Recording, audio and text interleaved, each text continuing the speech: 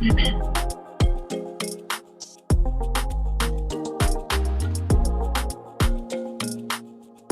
your tracks today.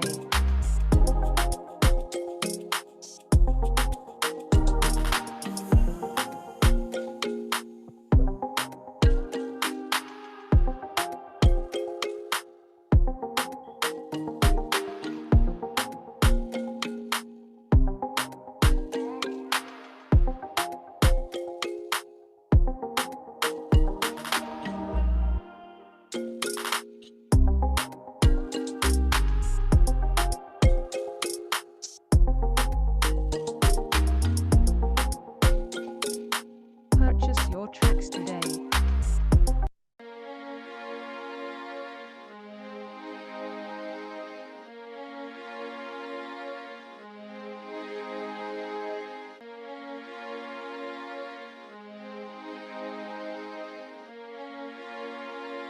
It's teaser.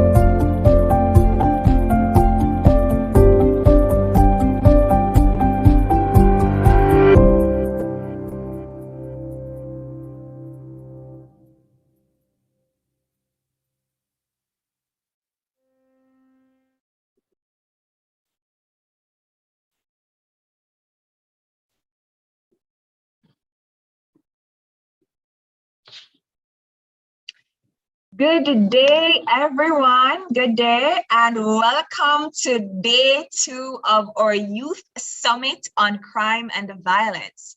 I am your host, Christina Williams. I'm your other host, Shamar Wedderburn. So, I would love to know how many persons here right now, present today, was here with us yesterday.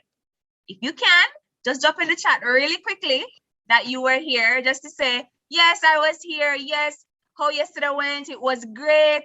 Nicola, we remember you, Nicola. Nicola was the person who won 2 prizes yesterday. Nicola knew all the answers. We love it. We love it.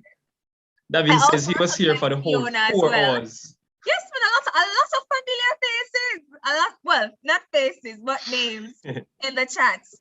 So for those of you here joining us, whether on Zoom or live stream, and if you weren't here with us yesterday for whatever reason, just a quick recap. Yesterday we would have had an extensive cohort of dignitaries who would have given us greetings in terms of the work that they're doing to partner with young people in ensuring that we have safe communities right across the length and breadth of Jamaica. We also had our 11 youth groups, 10 of which are a part of the AVA project.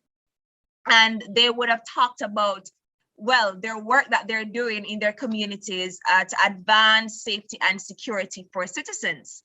And we had 3 panels, and Shamar will tell you the panels them go on with a bag of things. It was all with a bag of empowerment. presenters. Listen, till we have Christina, till we have to start give a prize, till a prize and they've matter because people is so in tuned. We have to give like extra prize. Christina, it was amazing. Exactly. It was amazing. It was.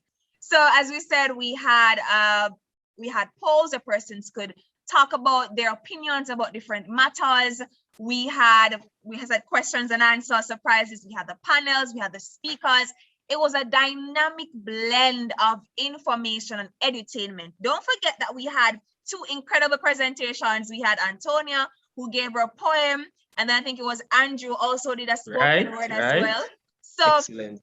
Ladies and gentlemen, all of you here, don't think it's just going to be about presentations and speeches. Just as we had yesterday, we are going to be having a very awesome discussion about crime and violence, but also opportunities for you to be able to talk about how you feel about these matters, what are you propose as your solutions as well, and the opportunity to win some prizes in the midst. So I know Shamar have something to say right now. Yeah, listen, Christina, it was absolutely, as you said, we had so many great things, so incredible. Christina, listen, I want to prime the persons watching us today. Listen, it gets even better. If you're, thanks for acknowledging and thanking everyone for being here, wherever you're watching us today. If you're on our Zoom or YouTube, Facebook, for JIS or the UNDP, we thank you for being here. But guess what? Today, Christina, I go sell off too. You have to be here. Tell your friend them, listen, I want to see the chat, the number of the persons watching double in the next 10 minutes. Call your friend, call them back from yesterday. Tell them, say, register.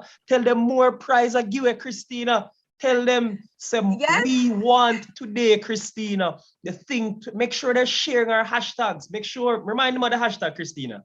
So the hashtag is Ending Crime Needs Youth. Let me look at my thing. Ending Crime Needs Youth. And the youth is you, then you have TH, because it's you, all of us, right? So Ending Crime needs you, it needs youth. So please use up the hashtag. And Shamar, tell them if they use the hashtag, what's going to happen? Right, guys, everyone, using our hashtags today, not yesterday. See, if you did there yesterday in a account, come back today, use it today, get it trending. We have our expert team of social media persons watching out. Whoever has our, hashtag trending, for example, and using it the most on Twitter, Christina, we have a special gift basket prize. Gift basket sponsored by who? From Grace. So send a water, don't think, Christina. It's a proper prize. So we have 2 prizes that we will be given to the 2 young persons who are actively engaging on social media. So if you hear a speaker and the speaker really sell off, the speaker really motivate you, inspire, and you want to quote something on Twitter, post it on Twitter, but also utilize the hashtag Ending Crime Needs Youth. If you go on Instagram and you want to take a selfie with the laptop, because we can do that too, right? We can take a phone and take a selfie with the laptop, and you post that, so you're live. Post a boomerang, and we say, oh, Dr. Stevenson, top tier presenter, hashtag Ending Crime Needs Youth. Listen, my friend, they on this development team. Whoa, big up my friend, hashtag Christina, Ending Crime Needs Youth. And then ensure that you tag UNDP as well. So UNDP utilize the Jamaica. hashtag UNDP in Jamaica. Correct, right? That's very important because we have UNDP headquarters. So ensure you tag UNDP and utilize the hashtag, please, because we want persons to be engaged. As I said yesterday, it's not a moment, it's a movement. And we want the conversation to be continued post this summit. So please go there, invite your friends, as Shamar said, send them the readysetgreatja.com, which is our website. And know the team will put this in the chat. Go on, tell them to register, tell them to come on today as well, even if they were absent yesterday. Utilize the hashtag tag UNDP. It's going to be really exciting here today, day 2, the finale. We also want to encourage you to utilize, there's a survey that's going around right now as we speak, the COVID-19 and young people survey. And ladies and gentlemen, you have watched Olympics. Jamaica always come first. Are we often at the top? And right now, the Caribbean. Christina, we take the entire medals podium. We take the entire. Exactly. Our anthem was constantly playing. So Jamaica and the Caribbean is known to be on top of things all the time. Look about Watalawa.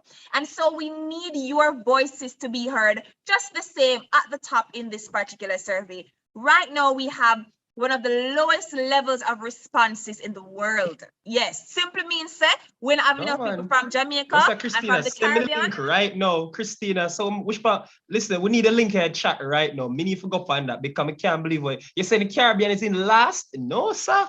They're way down in the numbers. Way down in the numbers in terms of response rate. So we want to ensure that our young people from Jamaica, that your voices are being heard. And if you're not from Jamaica, but also from the region, equally important, your voices need to be heard. So please, the link will be sent in the chat. Go on it, answer the questions. Share it as well, of course. Listen, if you're smart enough, guys, if you share it on like Twitter and IG with your hashtag, you part of in winning for your prize too as well, because you're sharing our hashtag. It's a two-bird, right? Two-bird with one, guys. Ensuring you, and I'm glad I'm already seeing participants increasing. So again, thank you for being with all of us here today. Indeed. Just want to big up Grace Kennedy Foundation, who has sponsored the Sue gift baskets, which will be given out later today to the persons who utilize the hashtag the most. Ending crime needs youth. So I would have talked a little bit about what happened yesterday, but aside from the entertainment and the very exciting panel discussions and the vox pops and the videos, we also had a call to action, which will be continuing today. So you'll also be a part of that call to action. So I'm encouraging you to go onto the website that we mentioned earlier. Would ask the team to put this in the chat once more, to go onto the website and to go on the tab that says call to action. And there you'll be able to see what we would have discussed yesterday and would have agreed on, and what we will also be discussing and agreeing on today. And this is what you'd want to look at in terms of the solutions coming out of the 2-day summit that we're hosting right now. So I mentioned the call to action, right, Shamar? But I think we also have it ready so persons can see what we would have done yesterday. Exactly, right, definitely. So I would love for us to have that showcased right now. So Shamar, what has been done? What do you think was your favorite aspect of yesterday? And you're looking forward to today? It's very hard now, Christina, because I'm telling you, there's particular presenters that made it so amazing, but I'm just tied in between some of those exceptional performances we saw from our young persons, whether it was the Vox Pop videos or the poet Christina. The poems have me.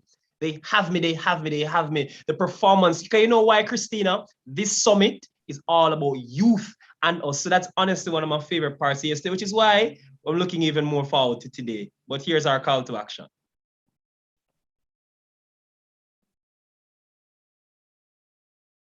So this one was from our very first panel, which is Guidance to Greatness. And we had Bulletproof, Kids International, Call to Lead Jamaica, and the National Police Youth Club of Jamaica. They were the ones who have spoken first, and these are the solutions that would have been pulled from their presentations. Next we have, yes, dating, Shamar, dating. I think this is one of your panels that you really liked.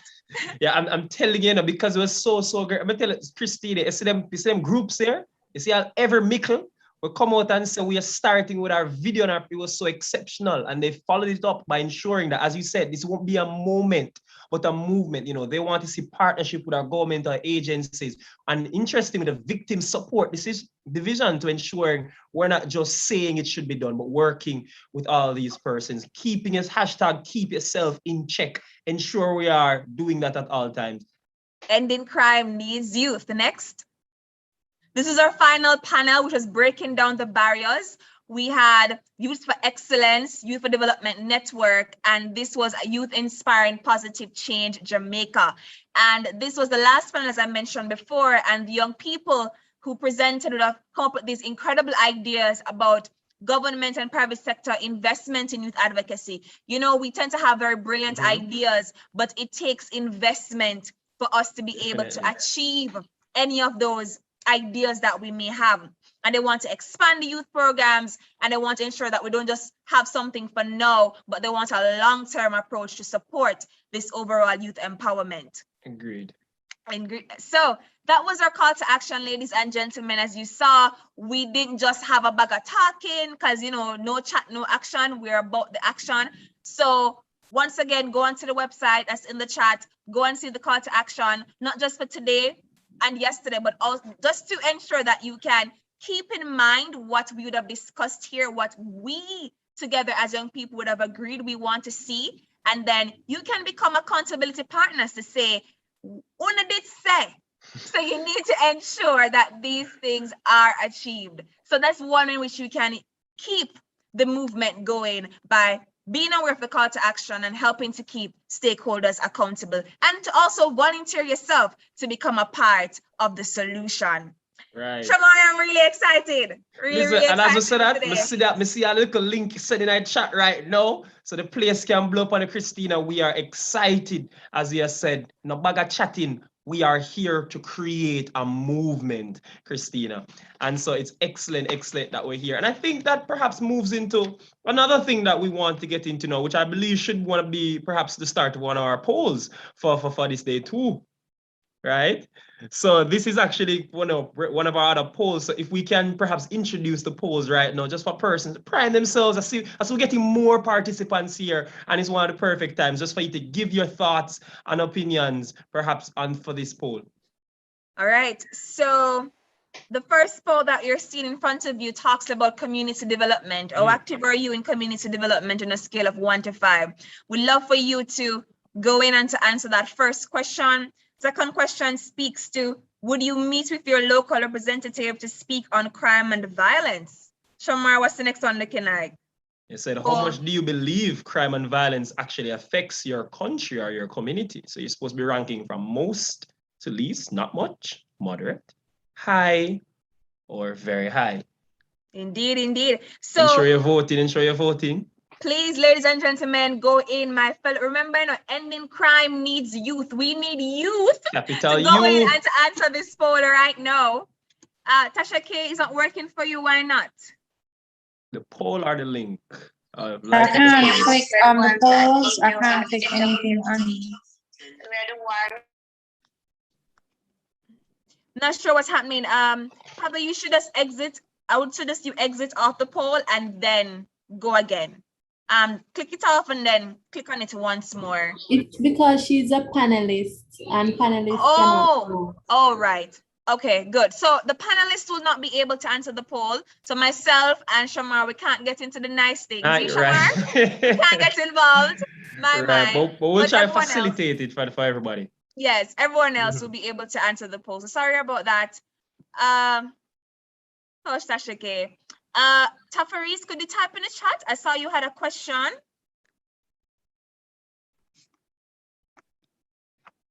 What? If I recall, Tafaris was also one of our winners from yesterday. Guys, watch out for people. Listen, like Christina, the winners, they come back, you know. And them already. Watch out for them because they're coming for the prizes again today.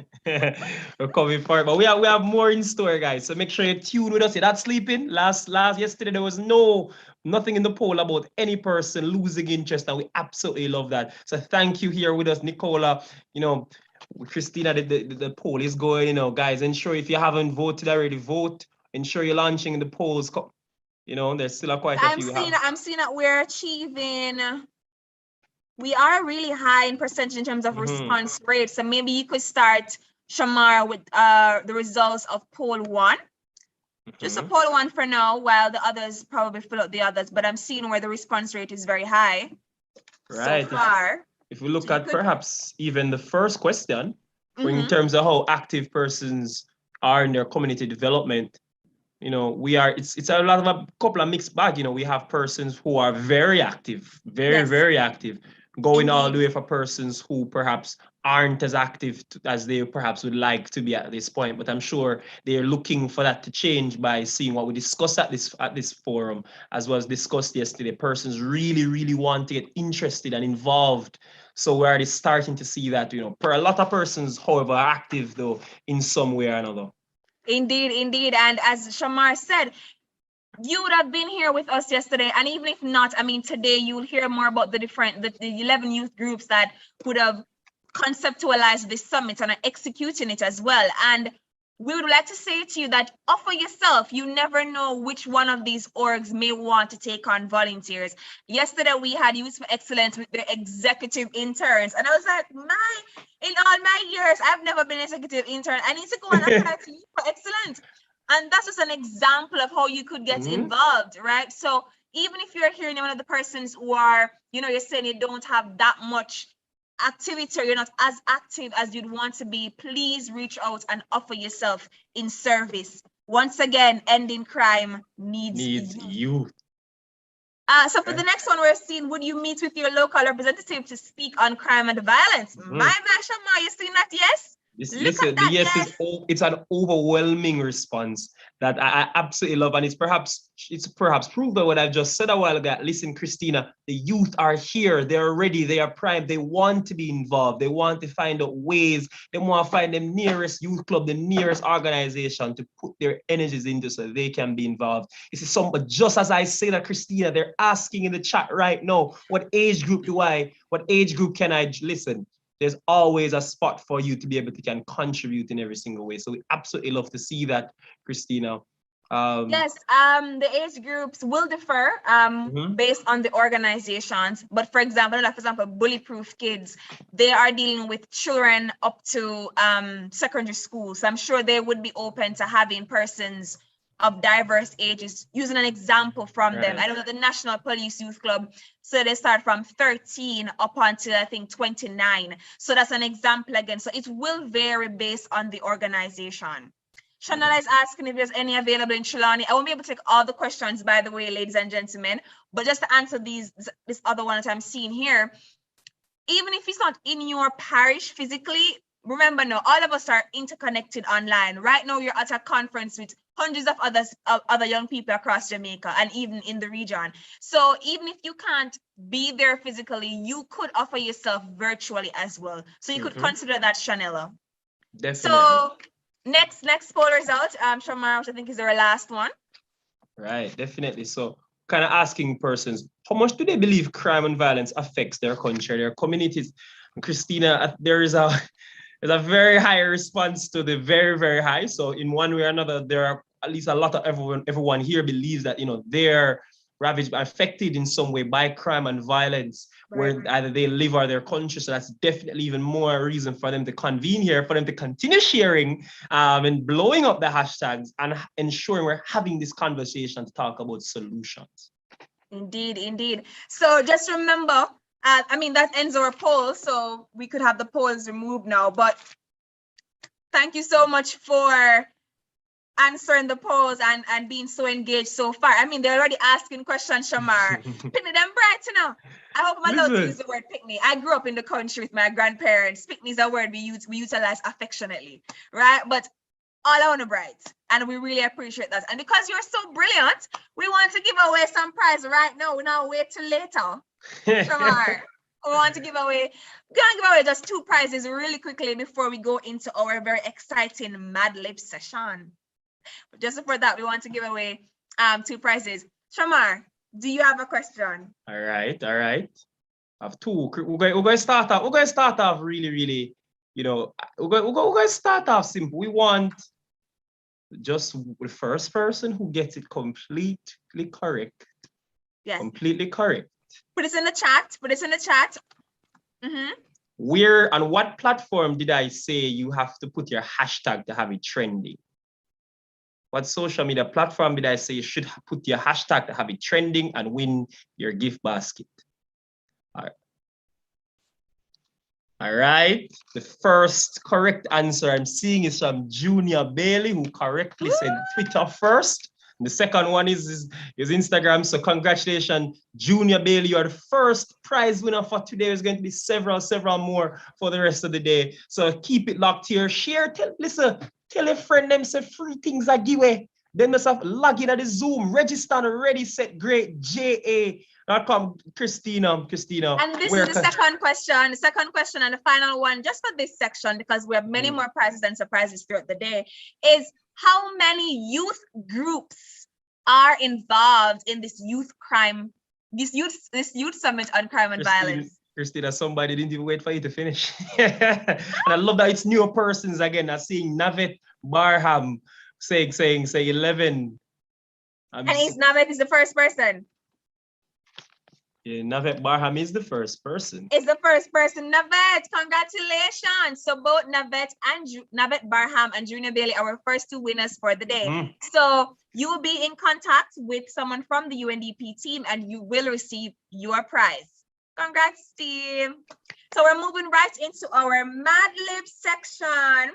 And this will be managed by one of our support members, distinguished support member, Deontay Livingston. So I know Deontay will give the instructions. So the floor is yours, Deontay.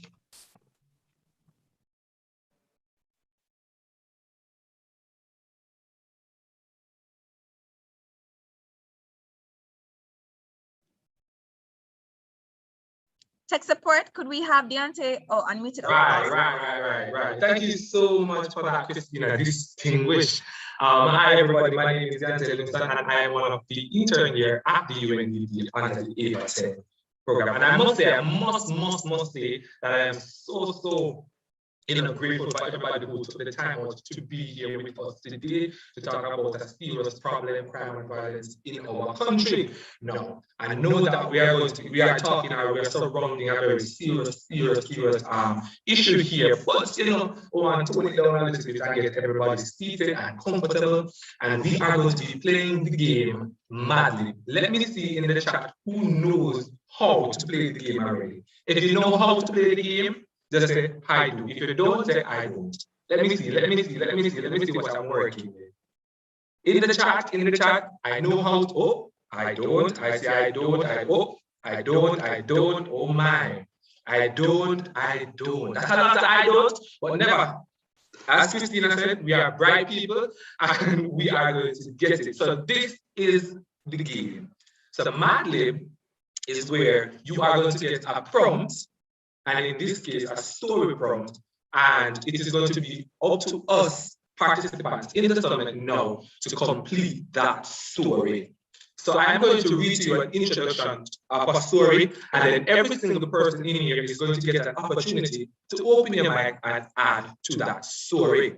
So the story is going to be surrounded, even though we're speaking about crime, the story is going to be surrounded about peace. No, we spend an entire day speaking about crime. We want to see how is it to you, or what would it look like to you for a society that is just, there's no crime and violence, it's just peace and the perpetrating of, and the purposing of, a peaceful society. I'm going to read to you the introduction of the story, and then we're going to open the floor for persons to be able to add to the story.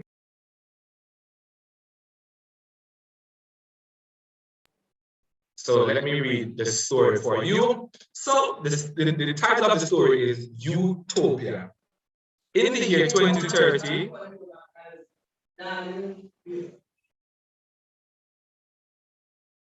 sorry about that. So let me go again. In the year 2030, our country is the prime example of an utopia. So that's all of us in the chat right now. 79 of us, we are the country.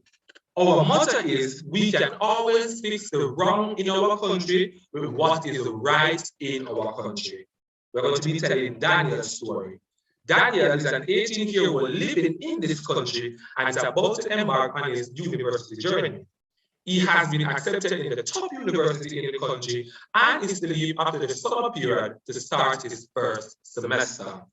However, before that, Daniel plans to have the best summer of his life. So we are telling Daniel's story, and we are telling the summer that Daniel wants to have, and we are taking away any thought of crime and violence, any thought of something that might happen because of some kind of criminal activities. We're taking that away, and we're creating, as the title says, an utopia. So if you want to add to the story, please raise your hand and let us tell Daniel's story.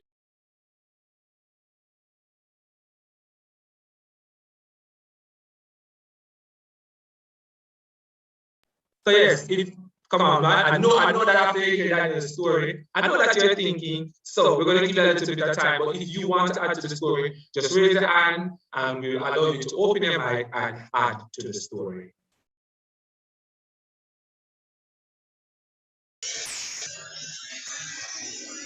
Greetings. As Daniel entered this college with high expectation, along the way. No man, remember, so we are planning Daniel's summer. This is summer. So if you want to sorry. As Daniel embarks on the summer journey,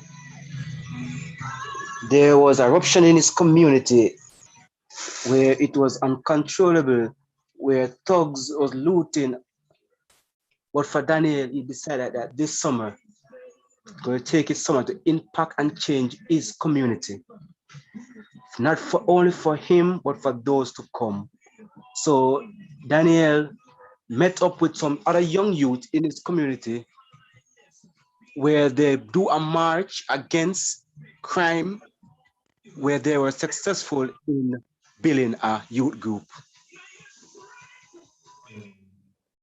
Okay, so remember guys, so in the interest of time, I'm just going to ask somebody to add to the story, but remember that our country don't have crime and violence at all. We are trying to limit that. We don't want that in it at all. We don't want to talk about crime and violence. We don't want to have it in our new country. In the interest of time, I'm going to ask Mr. Jamel Brown to open his mic and add to Daniel's story. Remember, we're not talking about crime and violence. There is no crime and violence. We are a peaceful, utopic country, and we are planning Daniel's summer. So, Mr. Jamel Brown, if you could please.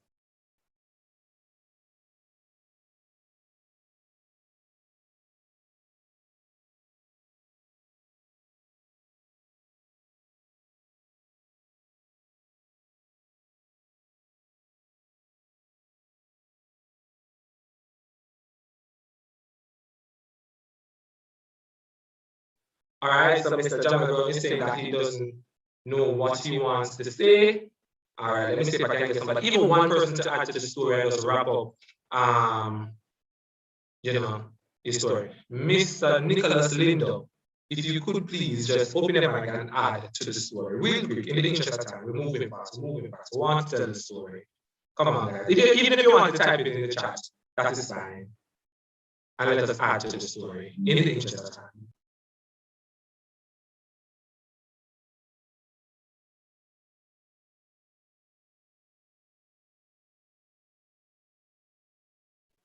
So I'm looking for somebody else. Oh, Mr. Lindo, you want to open your mic, or you're going to type it?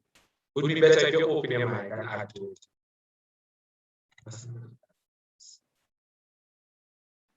All right, good afternoon. Are you hearing me? Yes, we're hearing you. All right, can you just repeat quickly what you had said? I'm kind of hearing an echo on my side. I'm not sure. Oh, you're hearing me now? Let me know if you're hearing me better now. I'm hearing you now, but the echo is still there, but I'm hearing you clearly now. Okay. So we're telling a peaceful story for Daniel. Set in the summer, we're taking away any chance of crime or of a criminal activity being happening, we don't want to think about that. We just want a peaceful summer for Daniel. Go. All right, so over the summer, school has just ended. Daniel decided that being at home restless, not being able to interact with his friends at school, he said, all right, let me start a youth club. He gathered all the youths in his community and they started a sports club where they would meet once every Saturday and play competitions just to engage youth within the community. Over the 2 months of summer, the club grew from 10 persons to 100, and 7 of those youths were able to get scholarships to play sports at different institutions, and the rest is a story to be told. Thank you. I love that. Thank you so much, Mr. Linda. I think we can wrap up the story. But that, something that I want to point out in Mr. Linda's addition to the story is that when he mentioned that the youth club is just to engage, youth to better them and give them a better future, there was no, reference to having to take them out of a space for them being at risk youth or anything like that. It's just to give them a space where they're not going to be restless and in their home, sitting down, playing, having fun, and just being children as many of us would want to be. Well, I'm not a child anymore, but still a youth. So I love that very much. Thank you so much, Mr. Linda, and enjoy the rest of the summit. Thank you, guys.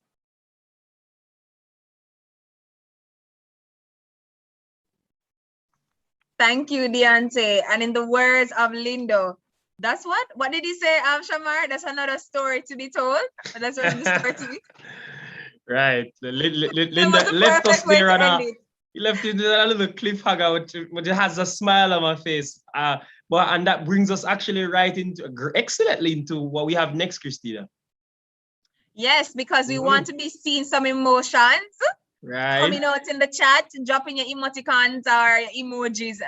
Why we say emoticons? Isn't that like the long time term? Yes, I like that. Term, that Christina. But whatever you want to share, guys, in the chat, now is the time. If you can't find back your emoticon, if you call it that, bring it, send it, Christina. Or the emoji. Right. Because who are them, the Christina? Who are them come wave their flag? Yes, we want you to wave your flags in the chat. And we also want you to mention which parish in Jamaica you're from, or which community, or which country. So country, community, parish, organization, groups, organization. Where you're from, you understand? Tell us where you're watching today.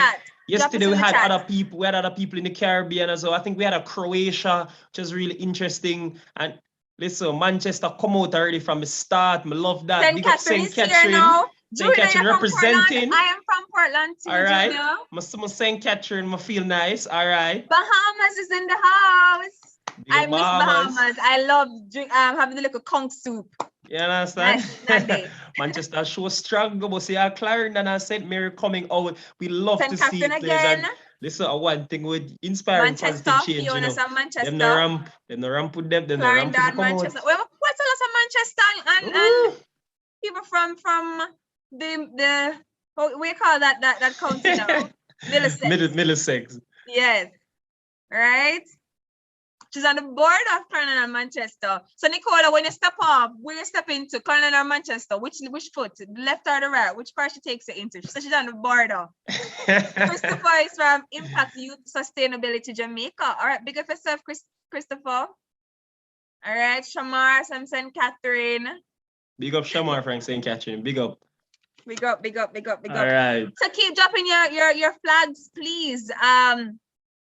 Emma says she's an older person, just letting Emma, we need everybody here. Tell her she's a mature youth, Shamar. Tell her, please. Emma, you're a mature youth. So this is the place for you as well. Tell us more here, which parish you're from, and more here. It's all about it. Thank you for being here with us. We absolutely need every single person here. Camilla says Manchester. Big up Middlesex again. All right, Emma is from St. Andrew. So right. Really glad for that, guys. Awesome. So we're now going to take just a quick 5-second break while we have some music played as we get our exciting first panel ready. We're going right into our first panel of the day, but we want to ensure that we just give them a second. So we're just going to ask just for a minute of the music soundtrack to play while we get our panels ready that they're on standby. In this time, call your friend. Okay, don't want Miss Christina, man. Look on the name of my apartment. I tell them yet, but listen, call your friend, share it, go trending. Ending crime needs youth.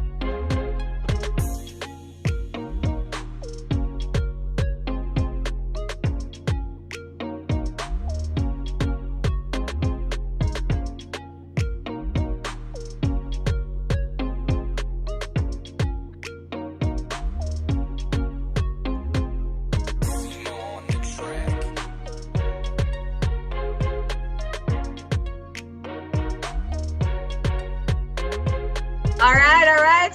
So I think we just got the nice little energy. We get it. I don't know if anybody here can Kingston.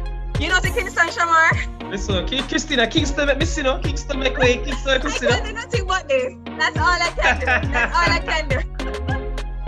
That's Dominique laughing at me, that's not nice, Dominique. Come on now. Right, so ladies and gentlemen, we're about to start with our first panel of the day. What's the name of the panel, Shamar? What's the name of the panel? Christina, it's excellent. It's called Fostering Local Entrepreneurship as a Violence Prevention Method. And it's so excellent. You know, we have one of our first speakers there, for example, is, you know, we have persons from, you know, ISEED, young women and men of purpose. We are going to have exceptional persons from the Norwood CDC. So just as before we say the names of the presenters, Christina, we just remind them just again that throughout our panels, just as how we've been doing them yesterday, is they have the opportunity to listen very keenly, because we had our quizzes on this.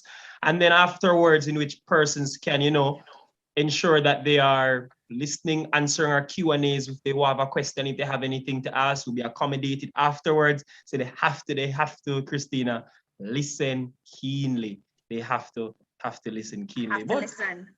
Right. So we're starting off with our first presenters of the panel. So the first presenters of the first panel, which are Tracy and Harridge and Dominique Darling from ISEED Youths. And they'll be presenting on empowerment through employment, building safer communities for our families. Tracy and Dominique, the floor is yours.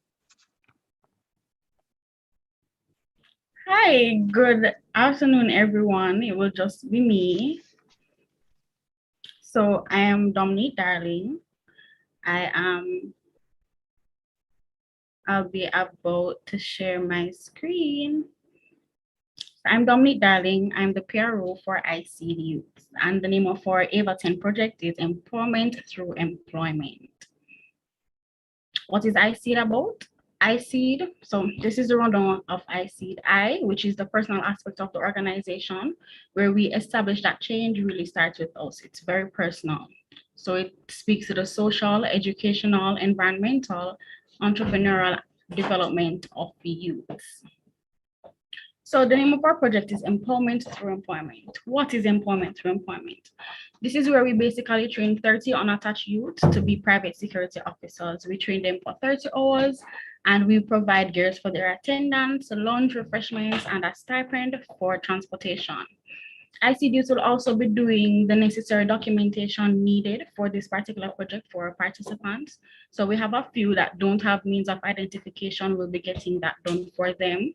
We'll be looking about their police record as well as their license to be a security officer, which will be done by the Private Security Regulations Authority. In addition, with these unattached youths, a lot of them do not have CXCs. So we have partnered with JFLL, which is the Jamaican Foundation for Lifelong Learning, where it is necessary for them to do 3 subjects, math, English, and one of their choice.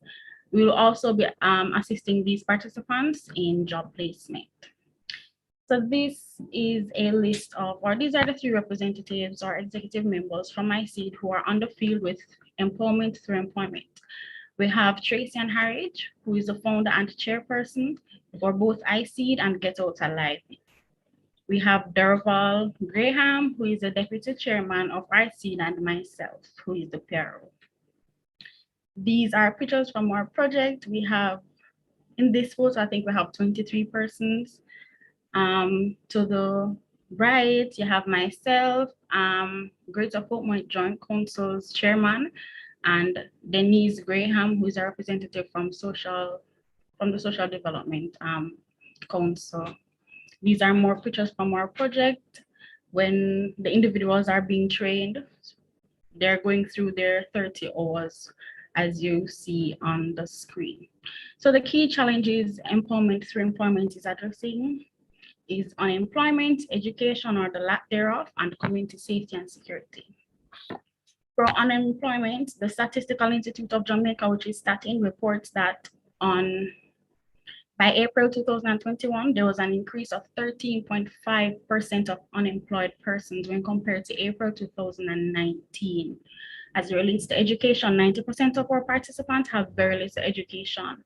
Hence our partnership with Jamaica Foundation for Lifelong Learning to do CXC subjects. The training itself to be a security guard also adds to their market value and education. For community safety and security, this program hopes to highlight a positive path for the participants. The program addresses deportment, communication, and other areas of personal development where they will be contributing positively to society. So basically, we'll be having less idle youths on the streets. Results to date. So last week we had our recruitment process. Last week, Wednesday and Thursday, we had our recruitment process. Training officially started Monday morning at 8. The recruitment process, we had invited some community personnel where we had the chairman of Greater Portmore Joint Council, the Council for Independent City Division. To date, participants have been attending and being interactive with the trainer and their peers. So we have individuals coming from all over Portmore. We have Waterford, we have Greater Portmore, we have Independent City Myrtle Way, where persons are coming from different backgrounds and they're really integrating and becoming good amongst each other. We also have Denise Graham, who is the Community Development Officer for Portmore, coming from the Social Development Council. We have Nicholas Lindo, who is the Vice President for Portmore City Municipality Youth Council, and we had Courtney Edwards, who is the Councilor for Independent City. So ICEED's call to action. We have 3 main, and I'll be giving you a quick run through. So we would like for the government to partner with community organizations to educate citizens in human rights. In line with our Youth Summit on Crime and Violence in Jamaica, we realize that persons are not aware of their human rights and the rights of others. The main being Article 2 of Human Rights Act, which is the right to life. In addition to others, such as freedom of opinion and expression, this would help to improve social interaction and improve Jamaica's capacity to promote justice among ourselves.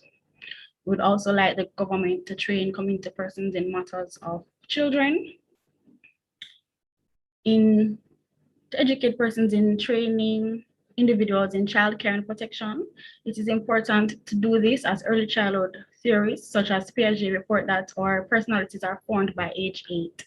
So it's best to guide them to be their best selves and not necessarily at age 11 or 13 when basically the horse has already gone through the gate. Secondly, in addition, it would be very beneficial to train residents, especially from certain communities, in mediation for conflict resolution. Our third call to action is the implementation of a system where past incarcerated individuals are integrated back into their communities to offer mentorship to youths, basically to push and promote the fact that crime does not pay. This is the end of my presentation, and as you can see, this is me and some of the participants from our Empowerment Through Employment initiative. Thank you.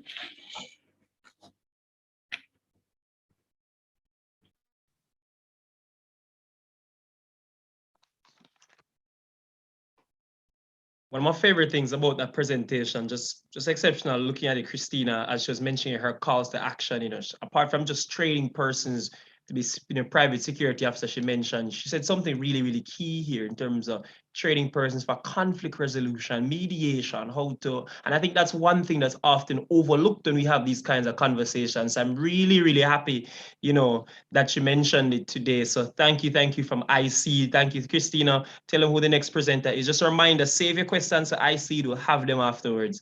Christina, the next speaker.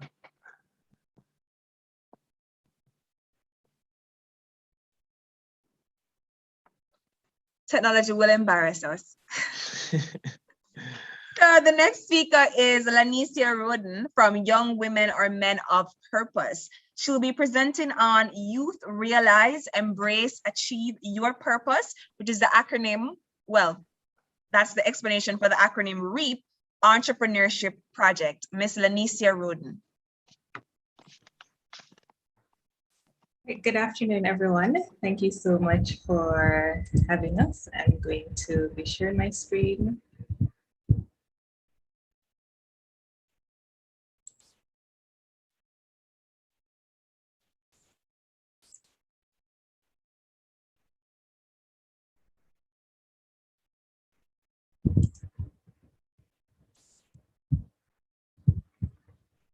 So I'm Lanicia Roden, and I am the founder and executive director of Young Women and Men of Purpose. We believe at Young Women and Men of Purpose that youth entrepreneurship can actually be a vehicle to reduce youth crime and violence. So I want to ask you a few questions here, and please feel free to answer yes or no in the chat. Do you need money to go to school or to take care of yourself? Remember, you're answering yes or no. The second question that I want to ask you is, do you need a job? Is there anyone here who needs a job?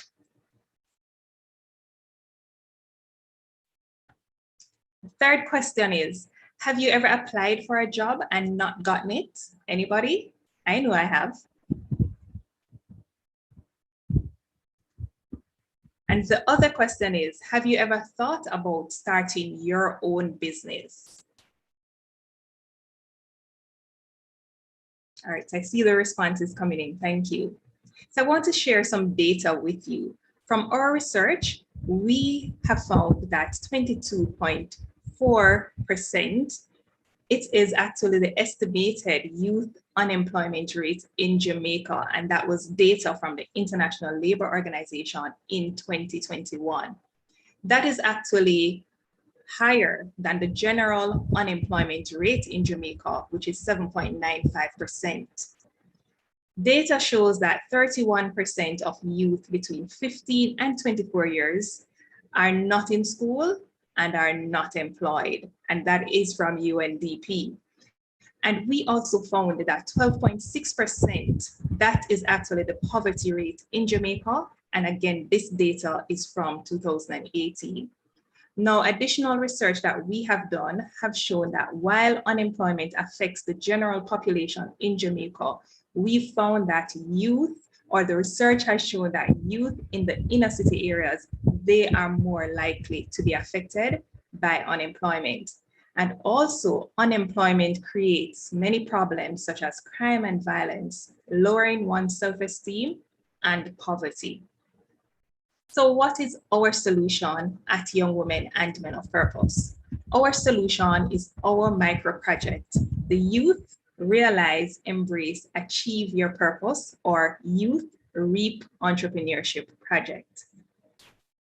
The Youth REAP Entrepreneurship Project, we actually invited males, young males who are not employed, not in school, living in the communities of Greenvale, Georges Valley, or Richmond in Manchester to apply to participate in this particular program.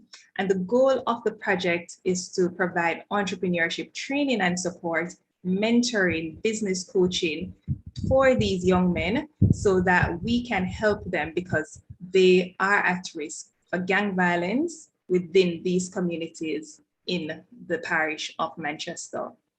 So what are the components of our project? We have 4 main components. We have the entrepreneurship training. The young men will also receive business mentoring and coaching from successful entrepreneurs or business consultants. And we also will be providing seed funding for the young men who are ready to either start or to further develop their businesses. And it also provides an opportunity for them to network with their peers, with their fellow reapers, and also to network with the facilitators and coaches and mentors within the program. The objectives of the project are to equip young men with the necessary skills to start or to formalize their own businesses. We also want to help young men to become economically empowered. We want to help young men to become agents of change within their families and their communities. And we hope that by doing this, we will be able to reduce the high levels of unemployment, not only in the communities that we're targeting, but across Jamaica, and also to reduce the poverty levels. Now, a few weeks ago, we actually launched our recruitment drive for the young men that we wanted to target. The recruitment drive was a success. We actually had over 13,000 impressions after promoting the flyers online. Because of the promotion, we were also invited to give an interview on Smile Jamaica TVJ to talk about the project itself. The results to date, we actually had 46 applications. And what we found out is, if you can see on the screen, we had young men and even a few young women applying for the program from communities that far extended the 3 communities that we were targeting. However, the majority of applications actually came from the 3 communities that we are targeting. Some of the key questions that stood out to us in terms of the need for programs such as this were, when we asked the young men if they contributed financially to their household, 71% of them said yes. However, it is important to note that even though 71% of them contributed financially in their household, only 41% of them were actually unemployed. So I'm not sure if the math is adding up right there, but that is, kind of inconsistent. Other key results that stood out for us is that when we asked them if they've ever participated in any conflict resolution or violence prevention workshops before, 87% of them actually said no. And when asked if they've ever received training in business management or entrepreneurship, 76% of them have said no. The project was launched a week and a half ago. It was a successful launch. We had to pivot our project first and foremost because of COVID-19. So instead of having a face-to-face activity, we were able to carry out the program online. So we launched and we're actually now in the 2nd week of training. Last week training was focused on introduction to entrepreneurship management. And this week, the young men are participating in marketing for small businesses. And the upcoming week, they'll be going through training in financial management, violence and abuse prevention, and also stress management. And then they will be prepared to pitch their businesses to receive seed funding. Our call to action is that we want more attention to be given to youth entrepreneurship in Jamaica. We also would like to propose that incentives are created to encourage youth entrepreneurs. We want to ask or to suggest that entrepreneurship be promoted within the education system as a first option and not as a last resort when young people cannot get jobs. We also believe that entrepreneurship training should be accessible and available to youth. And finally, we want to suggest that funding and support to help youth to start and grow their businesses be made available for all youth across Jamaica.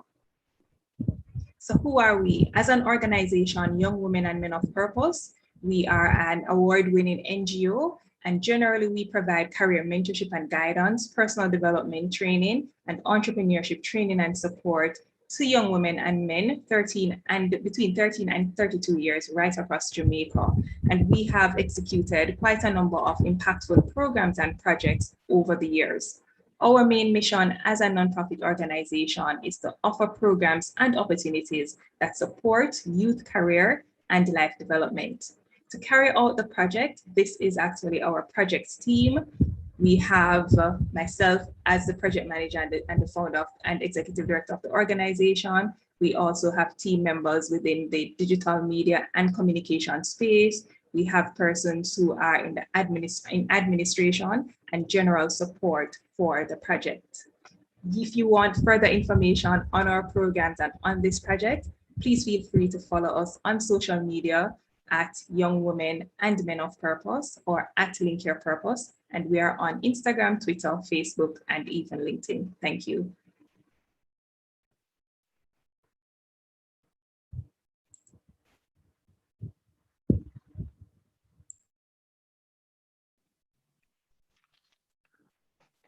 Wow, Christina, what are your thoughts on that? Young women and men, being empowered in terms of formalize and start their businesses, Christina. Thank you, Lanicia, for excellent presentation. What's your thoughts, Christina?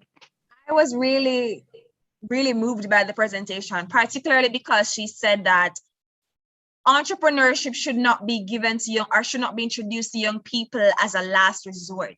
It should be presented as a viable first option, just up there with all the traditional routes to success, tertiary education and that.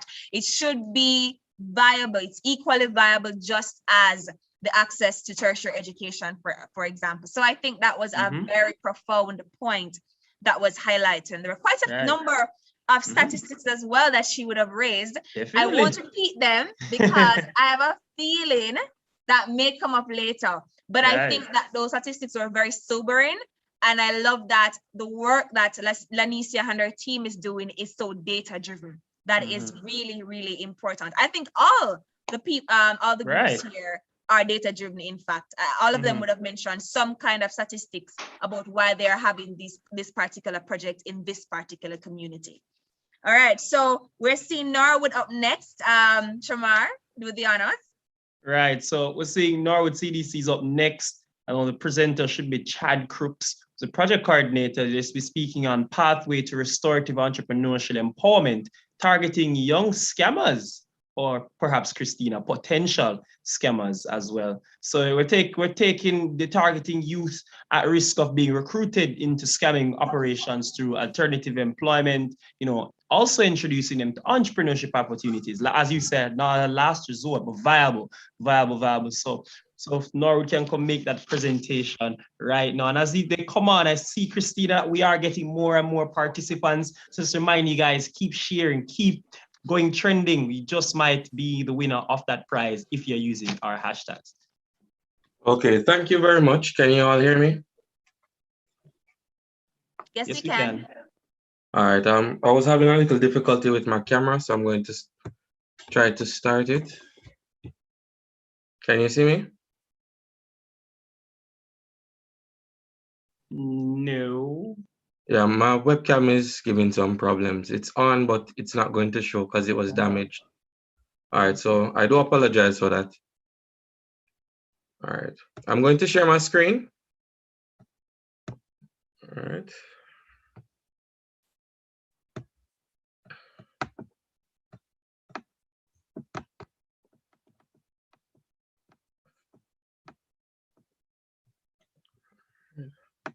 Can everybody see?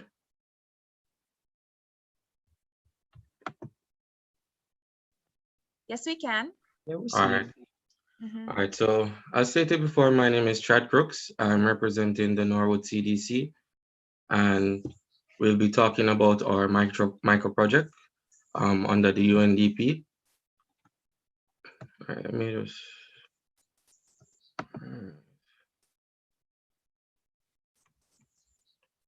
There we go. All right, so our micro project is called Norwood Pre, right? Creating a pathway for restoration, entrepreneurship, and empowerment. In this micro project, we are focusing on two main projects. One is a digital literacy program, and another is a hydroponic farming initiative in which we're going to teach young people or at-risk youths how to farm sustainable.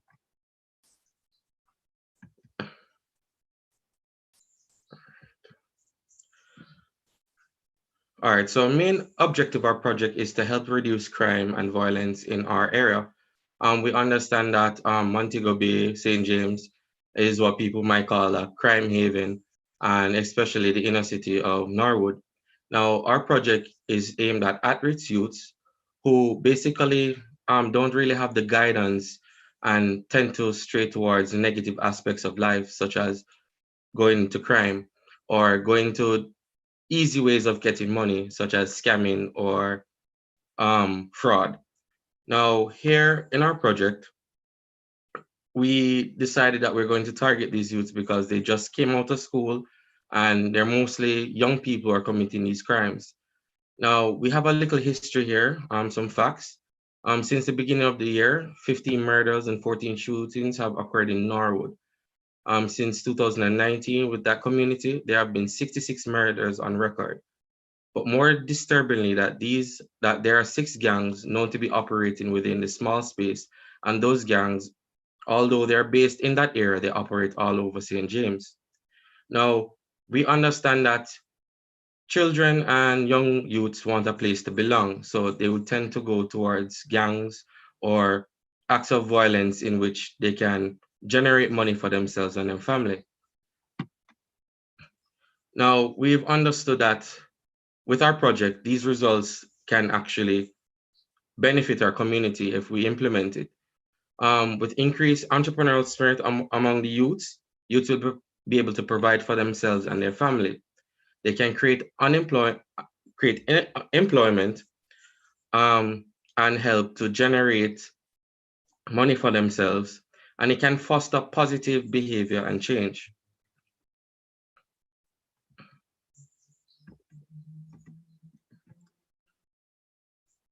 Yes. All right, so this is our digital literacy program that we had. We had about 20 students when it started off. At the end of their program, they would get a certification from Heart because we had partners with Heart, and they would be able to, gain employment with that certification. It's like a stepping stone for them in the right career path.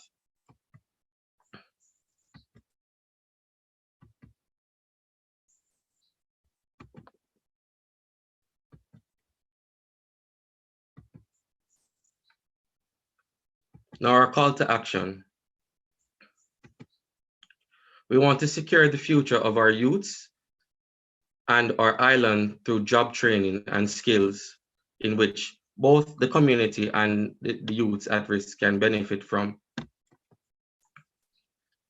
Our flyer for a digital literacy program.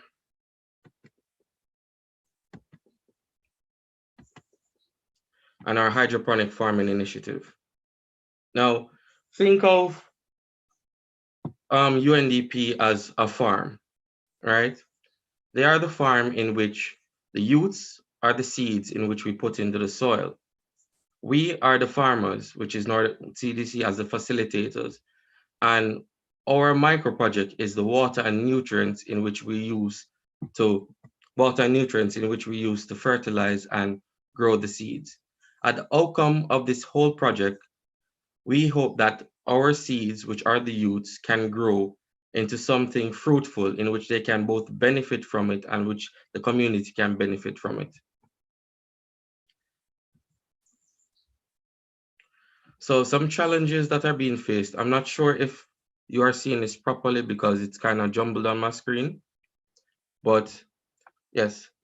We face unemployment, we face underemployment, lack of proper role models, and educational opportunities. So our micro project is used to address these common problems that we have. With unemployment, we can create entrepreneurial activities such as hydroponic farming for them to grow their own vegetables and hopefully sell. They'll also understand the technology of operating a hydroponic farm, which is basically the future of technology for farming. It will help reduce underemployment with our skills initiative from our digital literacy program. This will help have a stepping stone for young youths who probably do not have enough subjects to help to get a work or an office job. Lack of proper role models. We ensure that people who are part of the Norwood CDC are people in which youth can look up to. We're going to help guide them in their endeavors, both in hydroponics and both in the skills initiative. Keep in contact with them so they know that they're not alone and they can always turn to us. And educational opportunities. Learning how to farm is always a skill and it's always educational. Who knows, probably in the future we can set up hydroponic farms all over the island and our youths who have trained can be the forefront of creating that new endeavor in our country. So what are the things that we're taking into account? Now, we're going to do frequent visits to the site, such as the hydroponic farming. We're going to have a progress report. So at the end of the digital literacy program, they will graduate with their certificates. We'll also monitor them and ensure that they're on the right path, communicate with them, and just make sure that if they're in any need, we're there to assist them. Thank you very much.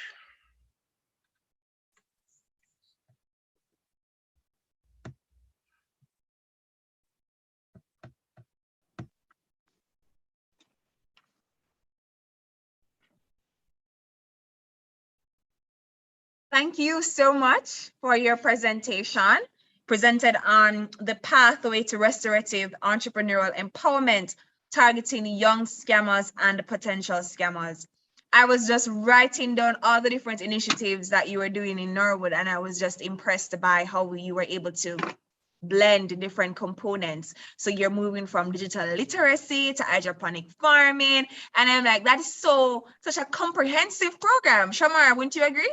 Listen, Christina, there's a smile on my face. I kept thinking, this is what we've meant by this summit, where it's not, let this not be a moment, but to showcase this movement. Honestly, a movement has been taking place in Norwood. As you've been saying, digital literacy here, training involving in this here, the empowerment in terms of entrepreneurship here. Christina, this is what we kind of want to engage in terms of this discourse for our summit. So it's really, really fitting as we kind of thank all these presenters that we'll just go briefly to show them the little call to actions that we want to present right now.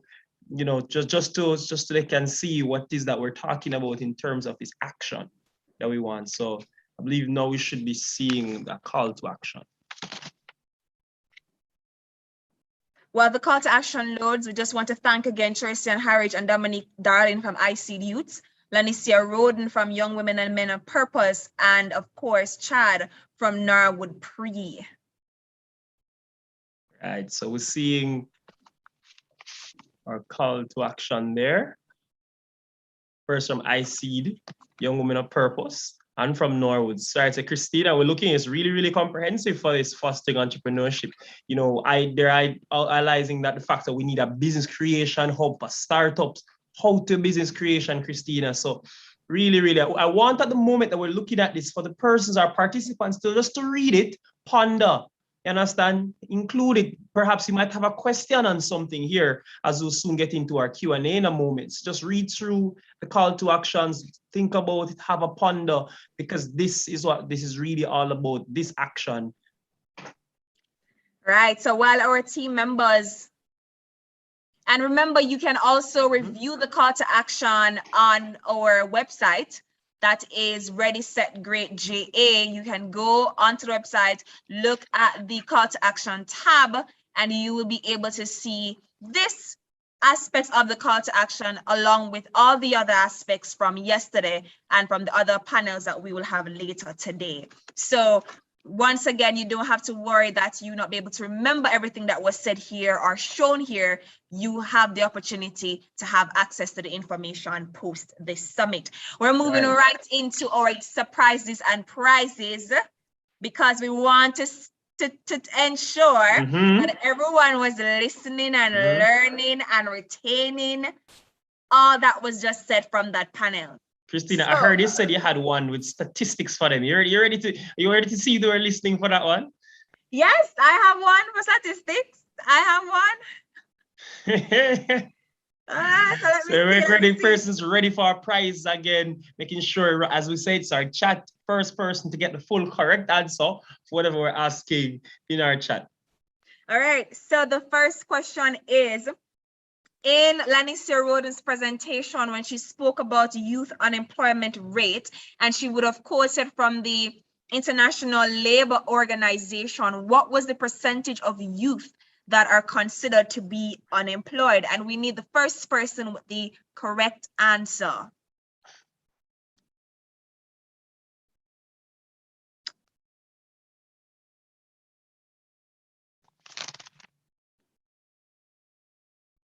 That's not the answer that I'm seeing on my paper right here. Shamar? See, person's going. Still not seeing the answer. I see people who are close to it, but I'm not seeing the answer. I didn't write down the right thing. Oh, somebody went. Okay, so I see somebody really, really close. If nobody else says it in the next 10 seconds, I'm going to give that person it. Because the answer that is there is a little bit missing from it. But it is the closest. Definitely.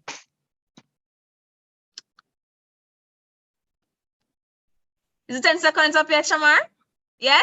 Just about 3 minutes, 3, 2, 1.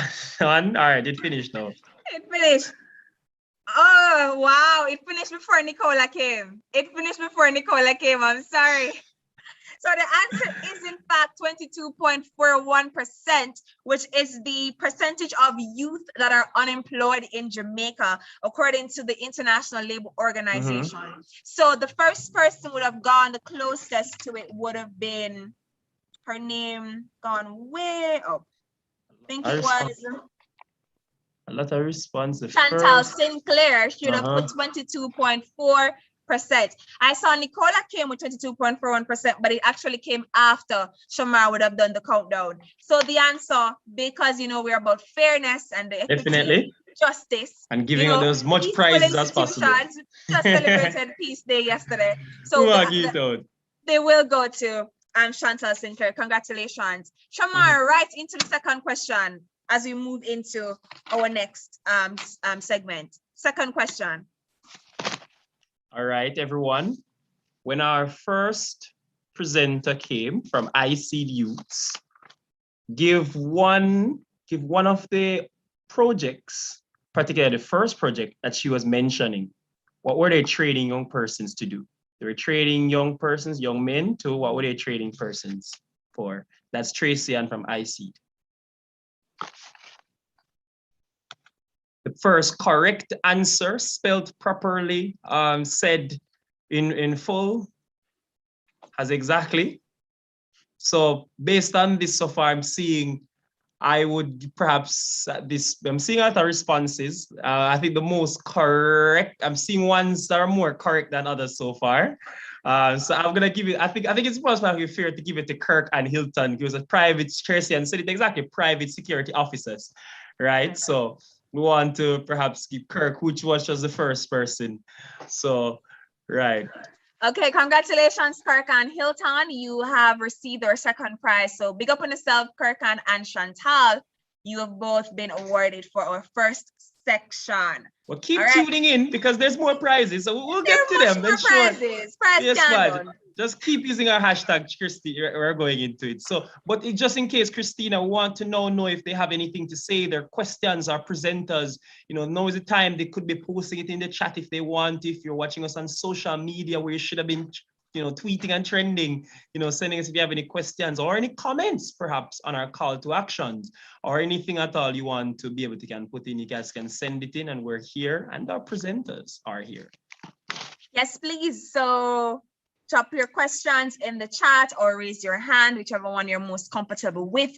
We want you to, and even if it's a comment, right? We also welcome comments as well.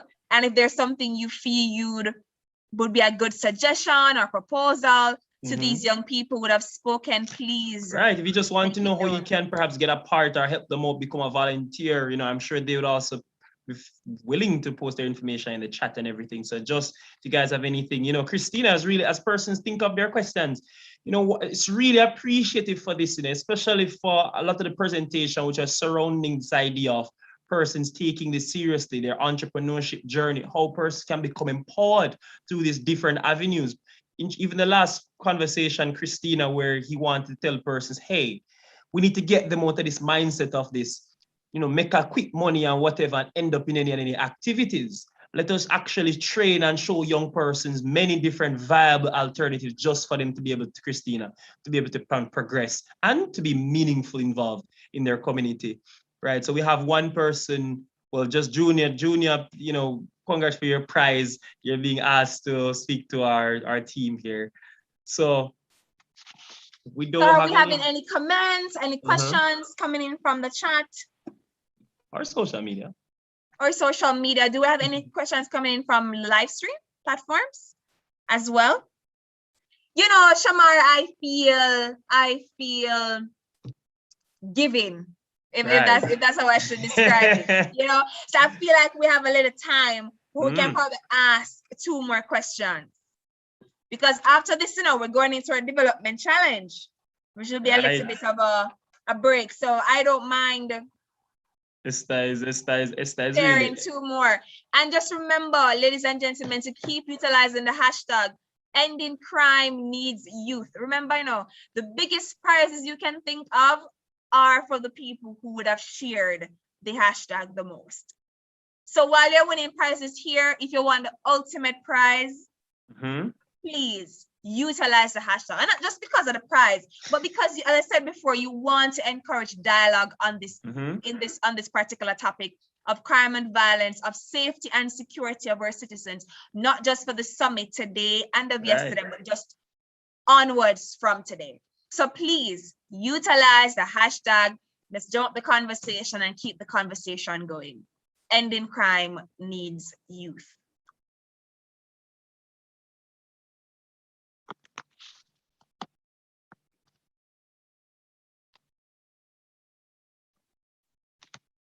All right, so I'm going to ask another question. Yes? Yes? Esther says yes. All right, Esther says yes. So I would like to know for well, this one is a little hard, It's a little hard. I don't know if I should ask them this one. Let's see them ready. They're ready for it. They've been answering everything so far. Up to if they can answer the person. So for Norwood Pre, which was presented by Chad, what does the Pre stand for?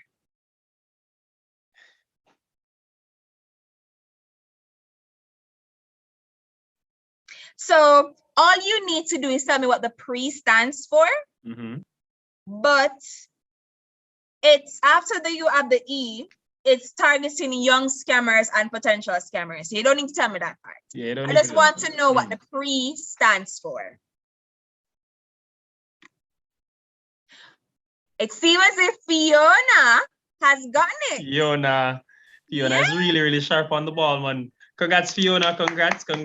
It's restorative, entrepreneurial empowerment targeting young scammers and potential scammers. Big up yourself, Fiona, and I'm really excited for Fiona.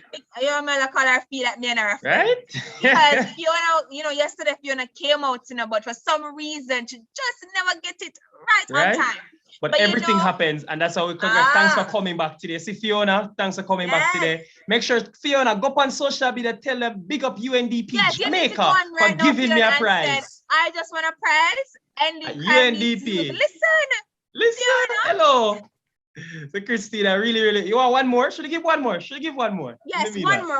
Alright, Then we go right one to- more. Esther, you still have time, Esther. It's not over for you yet. All right, this one, maybe not as hard, depending. Let's see. My question is, so our speaker from Young Men and Women of Purpose, Lanicia Roden, tell us the name of the project that should have been introducing to us.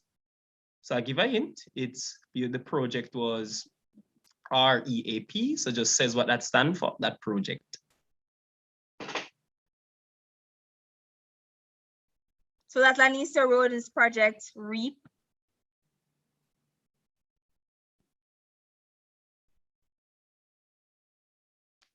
Right.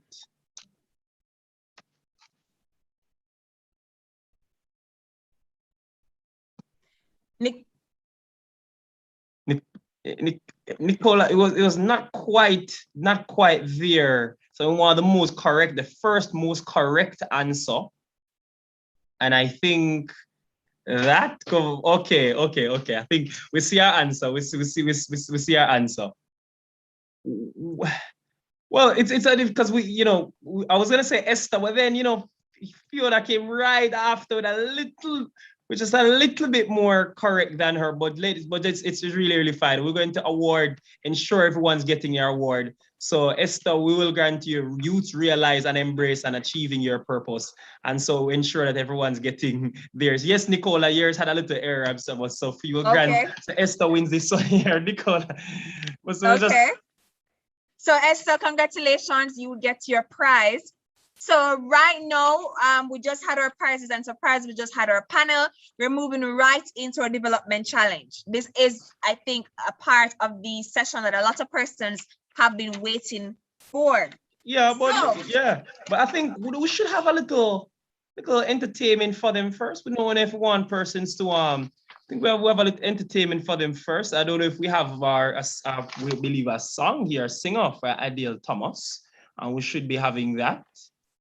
So if we have for ready now, just to prep you guys and to get you guys in tune for our development session. So if you can go into that right now, Adele Thomas.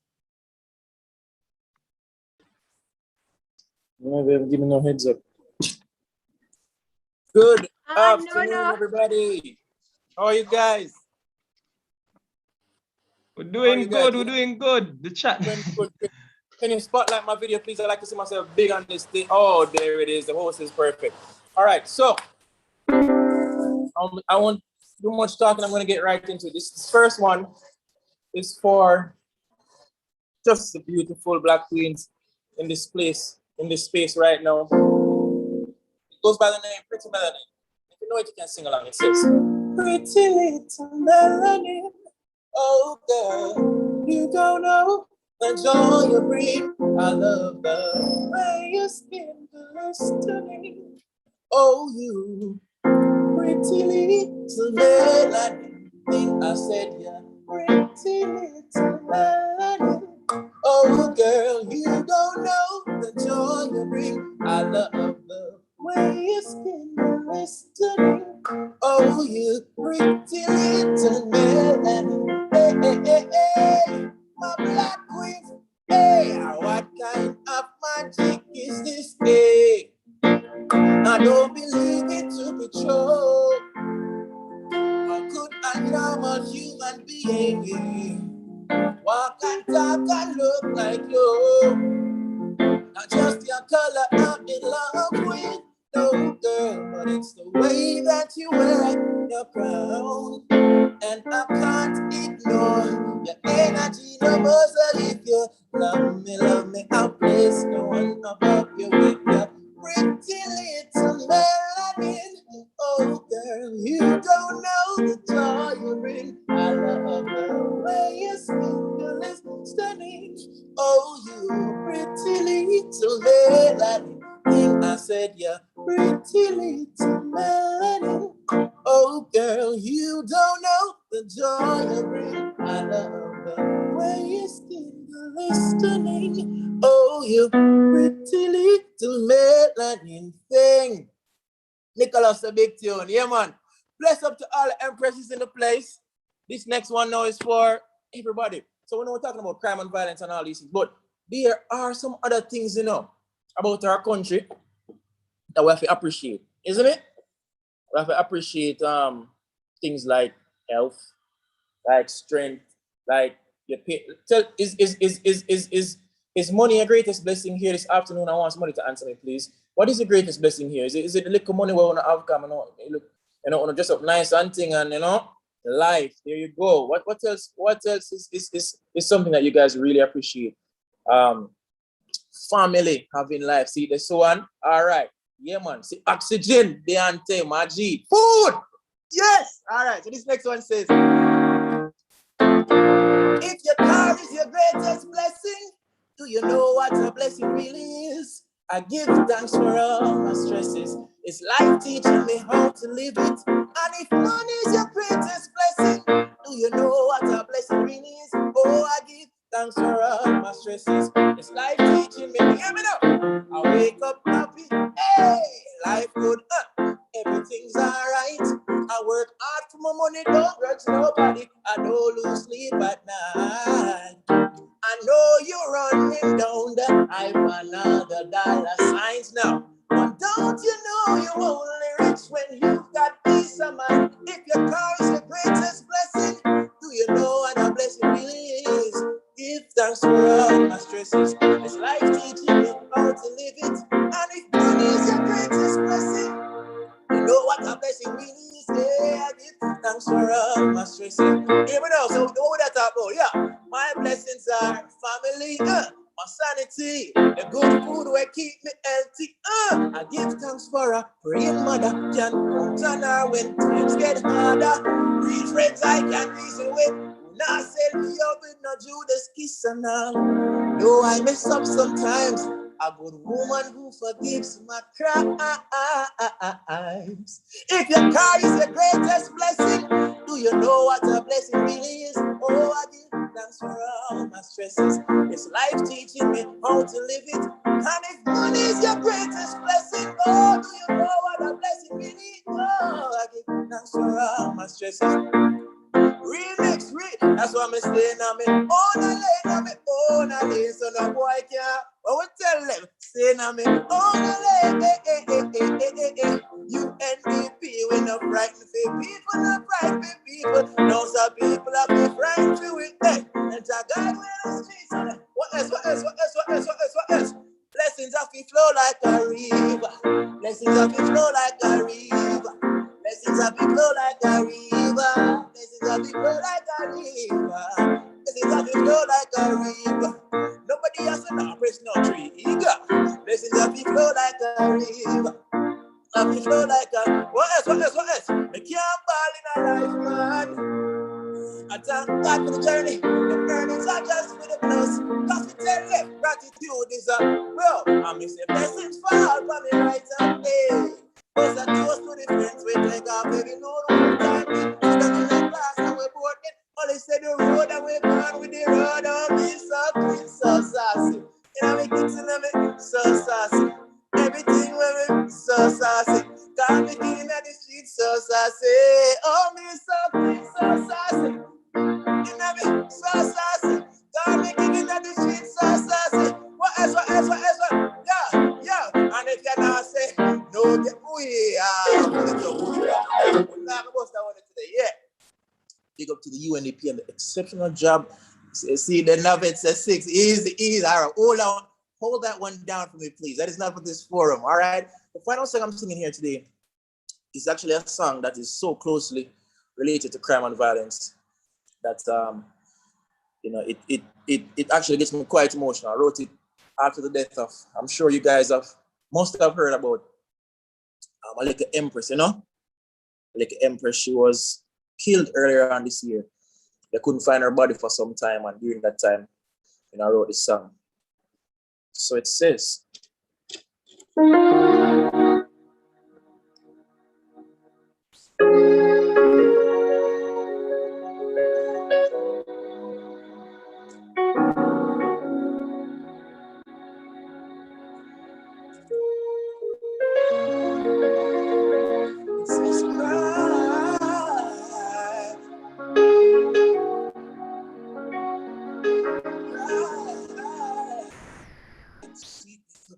never harm nobody. Wake up early to make our money. A little stinking piece of nobody. I can't believe how no. Hear how she begging, please don't kill me. You get what you wanted, please leave me. So I know every day you can run. I promise you never soon. What me would I do you if me catch you? Dirty boy you fit so. My father God alone could have saved you. Would I never leave you see a prison? What me would I do if I'm a daughter? You know, sister, I'm a little sister. The father God could have saved you alone. Would I never leave you see a prison? So I cried, I cried with my heart, I cried. Said I cried. I cried with all my heart. I cried. And if I dirt, then I dirt. When Babylon come, now sit down in a big house for me. Now go run there, now go find a gun, cause a bullet too easy. You not get off that easy, you. Me say you're not dead fast, you go suffer. Just like my baby girl from out a gutter said. And if I bullet your heart, you go sit dead. Give them. What me would I do if me catch you? Nothing boy you feel so. Father God alone could have saved you. I never ever let you see a prison. So what me would I do if I'm a daughter? You know, sister, I'm a little sister. God alone could have saved you. I never ever let you see a prison. So what me would I do if I'm a daughter? You know, sister, I'm a little sister. God alone could have saved you.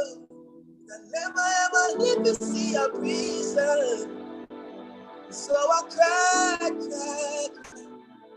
I cried with my heart,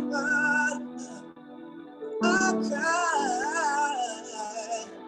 Said I cried,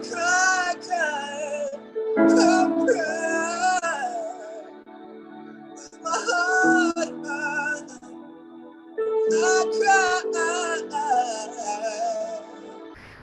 Father God, you know me, I'm a bad man. I'm gonna leave it in my your hands.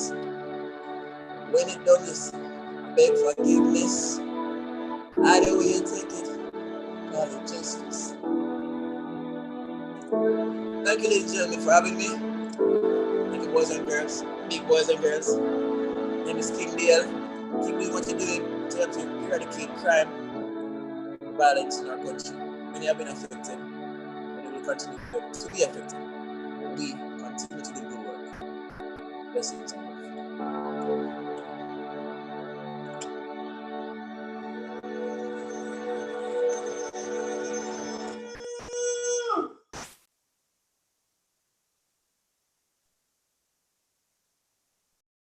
Boy, Christina, Yes, I have to be I'm honest with telling you. Adiel, listen. First of all, him have me, from Mal play the coffee. In fact, from the moment he said the greatest blessings in life is your peace of mind. You hear that? Peace coming out again. So him play the coffee, he had me, He had me, it's that last song, Christina, about I Cry. That's absolutely amazing. As you see from the chat, we really, really want to thank Adiel. The youth are crying out, Christina. It is Indeed. really, really so powerful.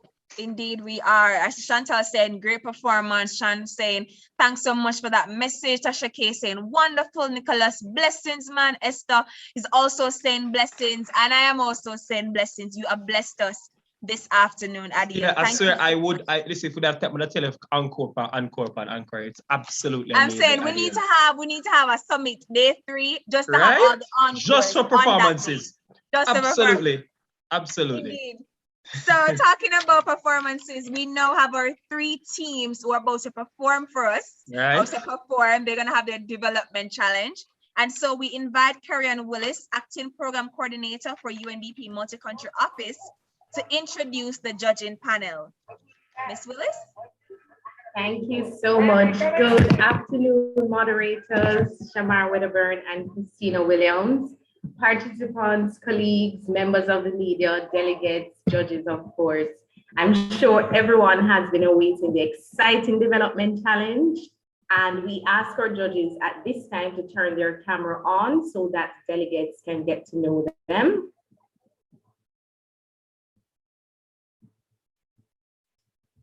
All right, so it is indeed my pleasure this afternoon to introduce to you our panel of esteemed judges who will be given the difficult but exciting task to review, deliberate, and select the winner of the development challenge. Please allow me to introduce Dr. Terrian Gilbert Roberts. She's a research manager at the Commonwealth Youth Program, which is formerly SALISIS. Mrs. Ava White Anderson, she is a program analyst and officer in charge as well of the Capacity Development Unit at the United Nations Development Program. Allow me to also introduce Mr. Sean McGregor. He's the programs manager at Rise Life Management Services. Miss Jamie Ann Chavans, she is the Senior Director, Youth and Adolescent Policy for Youth and Adolescent Policy at the Ministry of Education, Youth and Information. We would like to also introduce Ms. Paula Isturiz. She is the person in charge of projects and the global coordinator at UNESCO Caribbean. And finally, we'd like to introduce Keisha Bryan Lee, and she is the programs director for the Vision 2030 Secretariat from the Planning Institute of Jamaica. Again, welcome judges. It's a pleasure to have you. And again, you're tasked with the very exciting but difficult task of ensuring that we have a winner for the development challenge. Actually, replacing Mrs. Ava White Anderson is Ms. Kimberly Wilson, and she is the monitoring and evaluation analyst here at the United Nations Development Program. Welcome, Ms. Wilson. Welcome, judges. Good afternoon. Over to you, moderators Shamar and Christina. Thank you.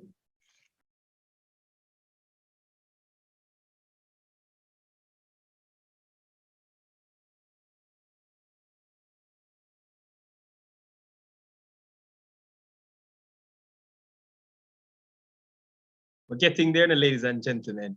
We're here at this point, which is perhaps we've been hyping up for day two all this time. Our development challenge. You've heard Kerry and there introduce our judges, excellent, exceptional panel. I was waiting for Christina to come on, but these teams as we have here, we have 3 teams, Christina. Christina, it's really exciting. We think 3 teams. It can only be one winner, Christina. You know, it's really, really exceptional. I think before we call them. Well, what I would say is that no matter the results this afternoon, I mean, we're going to have the judges take on it and their scores will definitely matter. And of course, the audience score will also matter, 15%.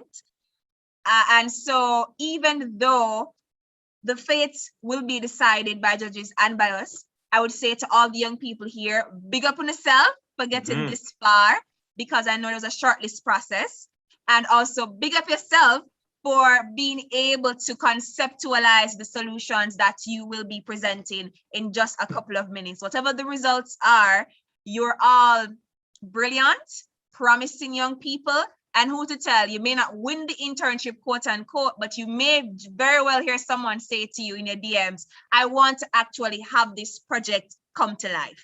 You never know.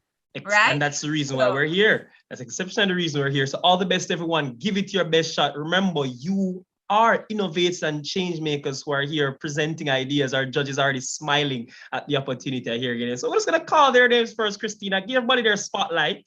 Before we invite them to present each. Just a little mid drum roll, like we say. Our first team is, what's the first one?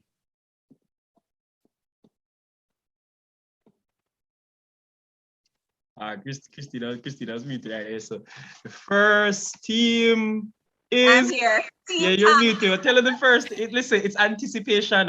Listen, they're smiling. Tell them the first team. I think I just said it. No? Yeah, you're muted. They didn't hear you. I was muted. Oh my. The internet. Embarrassing. Yes. The first team contesting for the winner of the Development Challenge 2021 is Team Tank. Okay, Team Tank. I'm soon getting on the cameras on and us waving hi in the meanwhile. All right. Next we have Team Genesis. All right, next Team Genesis. Just stay on the high and everything, make everybody can soon. I'm see the spot. All right. Okay, we're seeing it. And guess what, Chris? We have it, you know, we have Team Next Gen Thinkers. Same thing, everybody make, you understand? Make we see it. The persons really want to see you here and everyone. So we want to thank you again for being here. We're first gonna be asking Team Next Gen Thinkers to present first. For anyone wondering in the chat as I see this question, you can always register. There is still time. Share it at readysetgreatja.com. So we're gonna first invite Team Next Gen Thinkers to present.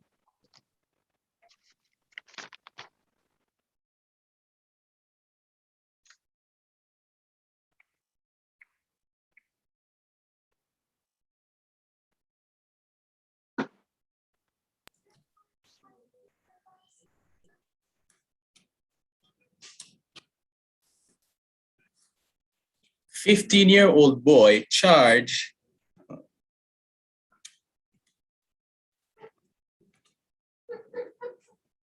something is blocking, sorry about that. Yes. 15-year-old boy charged for killing shopkeeper in her yard in St. Catherine. Hanover man arrested for allegedly sexually assaulting daughter.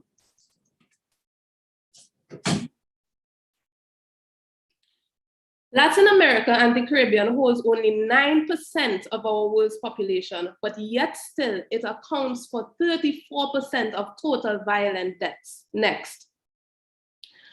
So as you can see by now, we have a problem, a long-standing complex problem that is plaguing our communities. And that problem, ladies and gentlemen, is crime and violence. We have to understand that violence and inequality is a cycle. Both aspects are capable of being the cause and the effect at the same time. Now, the Caribbean HDR report clearly shows us how homicide rates are heavily tied to income inequality. And where resources are scarce and persons are marginalized, citizens are more likely to steal, attack, kill just for basic survival necessities, or simply because that is what they have been taught. This group, as Next Gen Thinkers, have strategically identified 3 key problem areas that place communities at heightened risk of crime and violence. And these areas are 1, underdeveloped emotional intelligence and social awareness, 2, inequitable access to education, and 3, a general distrust in national security and police forces, which gives rise to jungle justice, as we call it in Jamaica. Next. Now, we have developed a multidimensional and multi-pronged approach to solving this problem of violence in inner city communities. And that solution is Communigency, which stands for Community Empowerment for Generational Change. Next.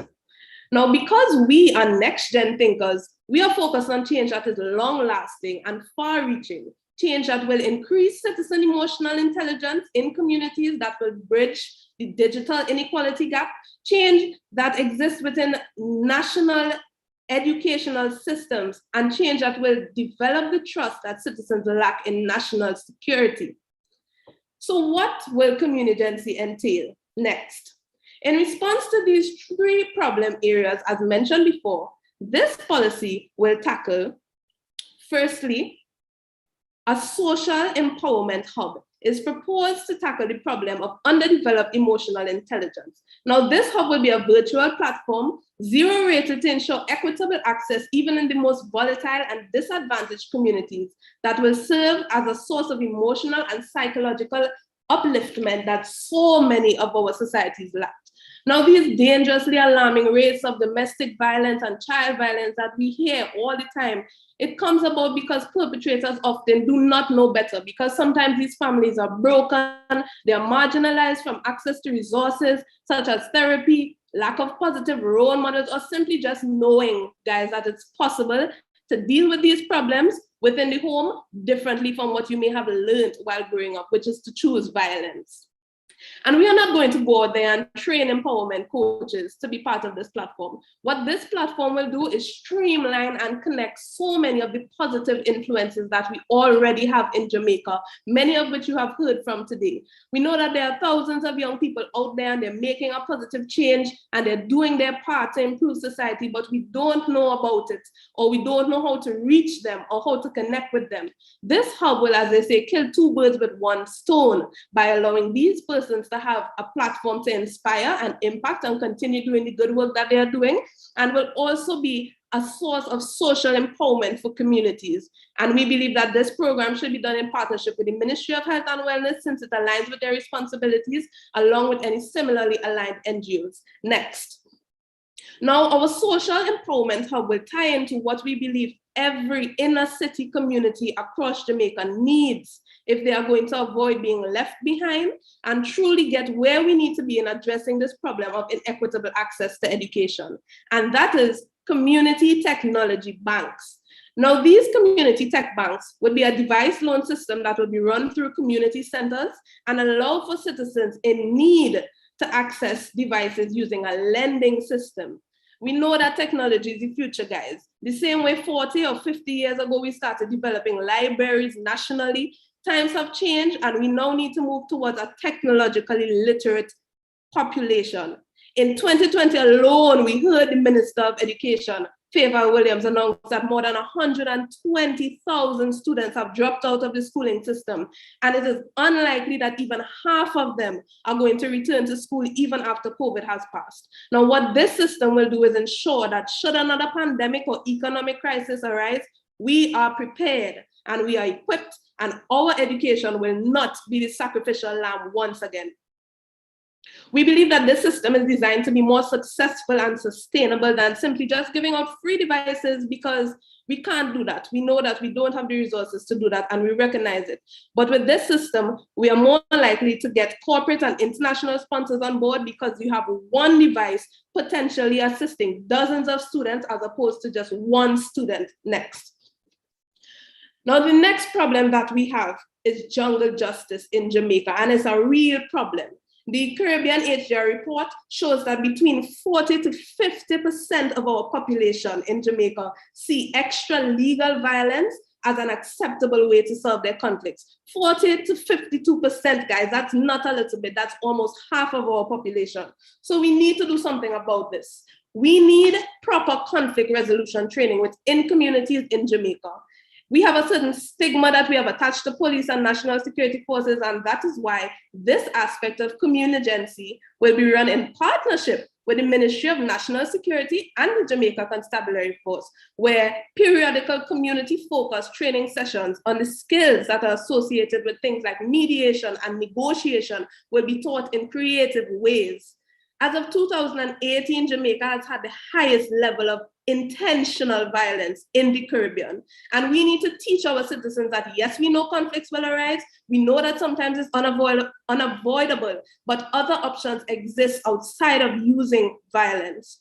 This program requires some amount of financial resources, this aspect of the program, but we want to bring to your attention that, according to the World Bank report, approximately 3.7% of our country's GDP is spent on things like policing, increasing public security like states of emergencies, and punishing persons who have committed crimes, basically paying to keep people in jail.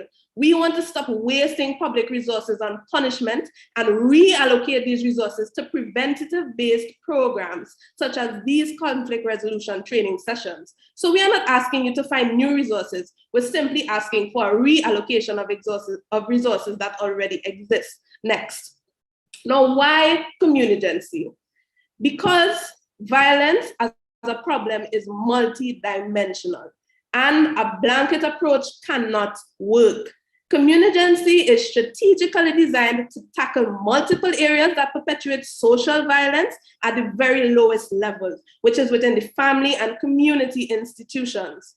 We are not taking a big national program, ladies and gentlemen, and just throwing it out there and hoping it sticks and hoping that it trickles down to the most marginalized in society. No, what we are doing is going in and starting at the fundamental grassroots level and building out self-sufficient and resilient communities that operate like an ecosystem of knowledge and resources that is able to regenerate itself for generations to come. Let us eradicate those headlines that you heard at the beginning of this presentation. On behalf of Next Gen Thinkers, thank you for listening.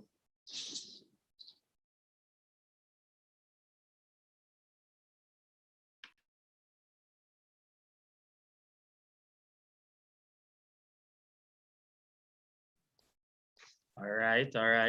That's team Next Gen Thinkers. Next Gen Thinkers, amazing. Oh, the judges are listening, everyone. The judges are listening. So everyone just pay keen attention. We'll have, while the judges deliberate, even a time for us to interact with you guys. But next, we want to move right along, invite Team Genesis. Just to remind everybody, they have just 5 minutes presenting to be pitching to the judges. So we are tracking it, everyone. So Team Genesis, you are up next for your 5-minute pitch, whenever you're ready. And while Team Genesis get ready, just encouraging you that as you're watching these pitches, and I'm sure you're excited about it, and as the person saying, it's a great initiative, a great presentation, go on social media, talk, say the presentation was good, you think you have a favorite team so far, and you utilize the hashtag ending crime needs youth, right? Because we're winding down, we want to utilize the hashtag as much as possible as we wind down. So remember, big up your team, put it on social media.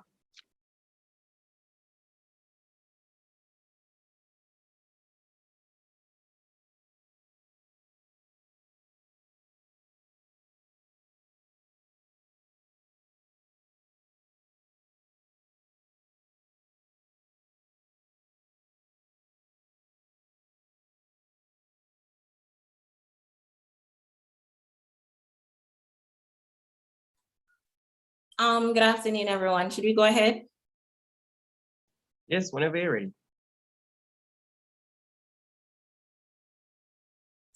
So I just want to say good afternoon, everybody. We're Team Genesis, as was mentioned before, and we applaud this opportunity to be able to present to you our pitch on safety, citizen safety and security. So let's get into it.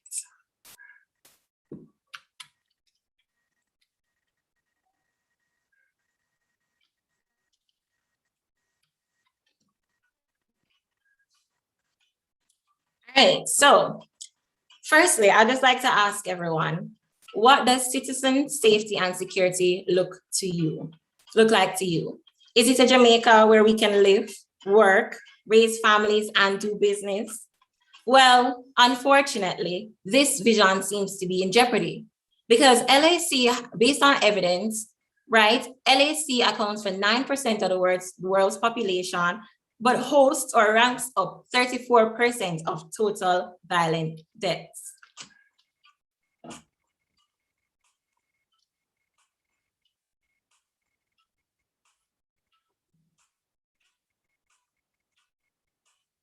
Let us bring the statistics closer to home, right? Here in Jamaica, right, we have youths who are being arrested for shooting, illegal possession of firearm, robbery with aggravation. Here, we will showcase a video, right, of young men, of whom I know you've seen before, under the age of 10, smoking marijuana. I want us to ask ourselves, is this bad parenting? Is this good parenting?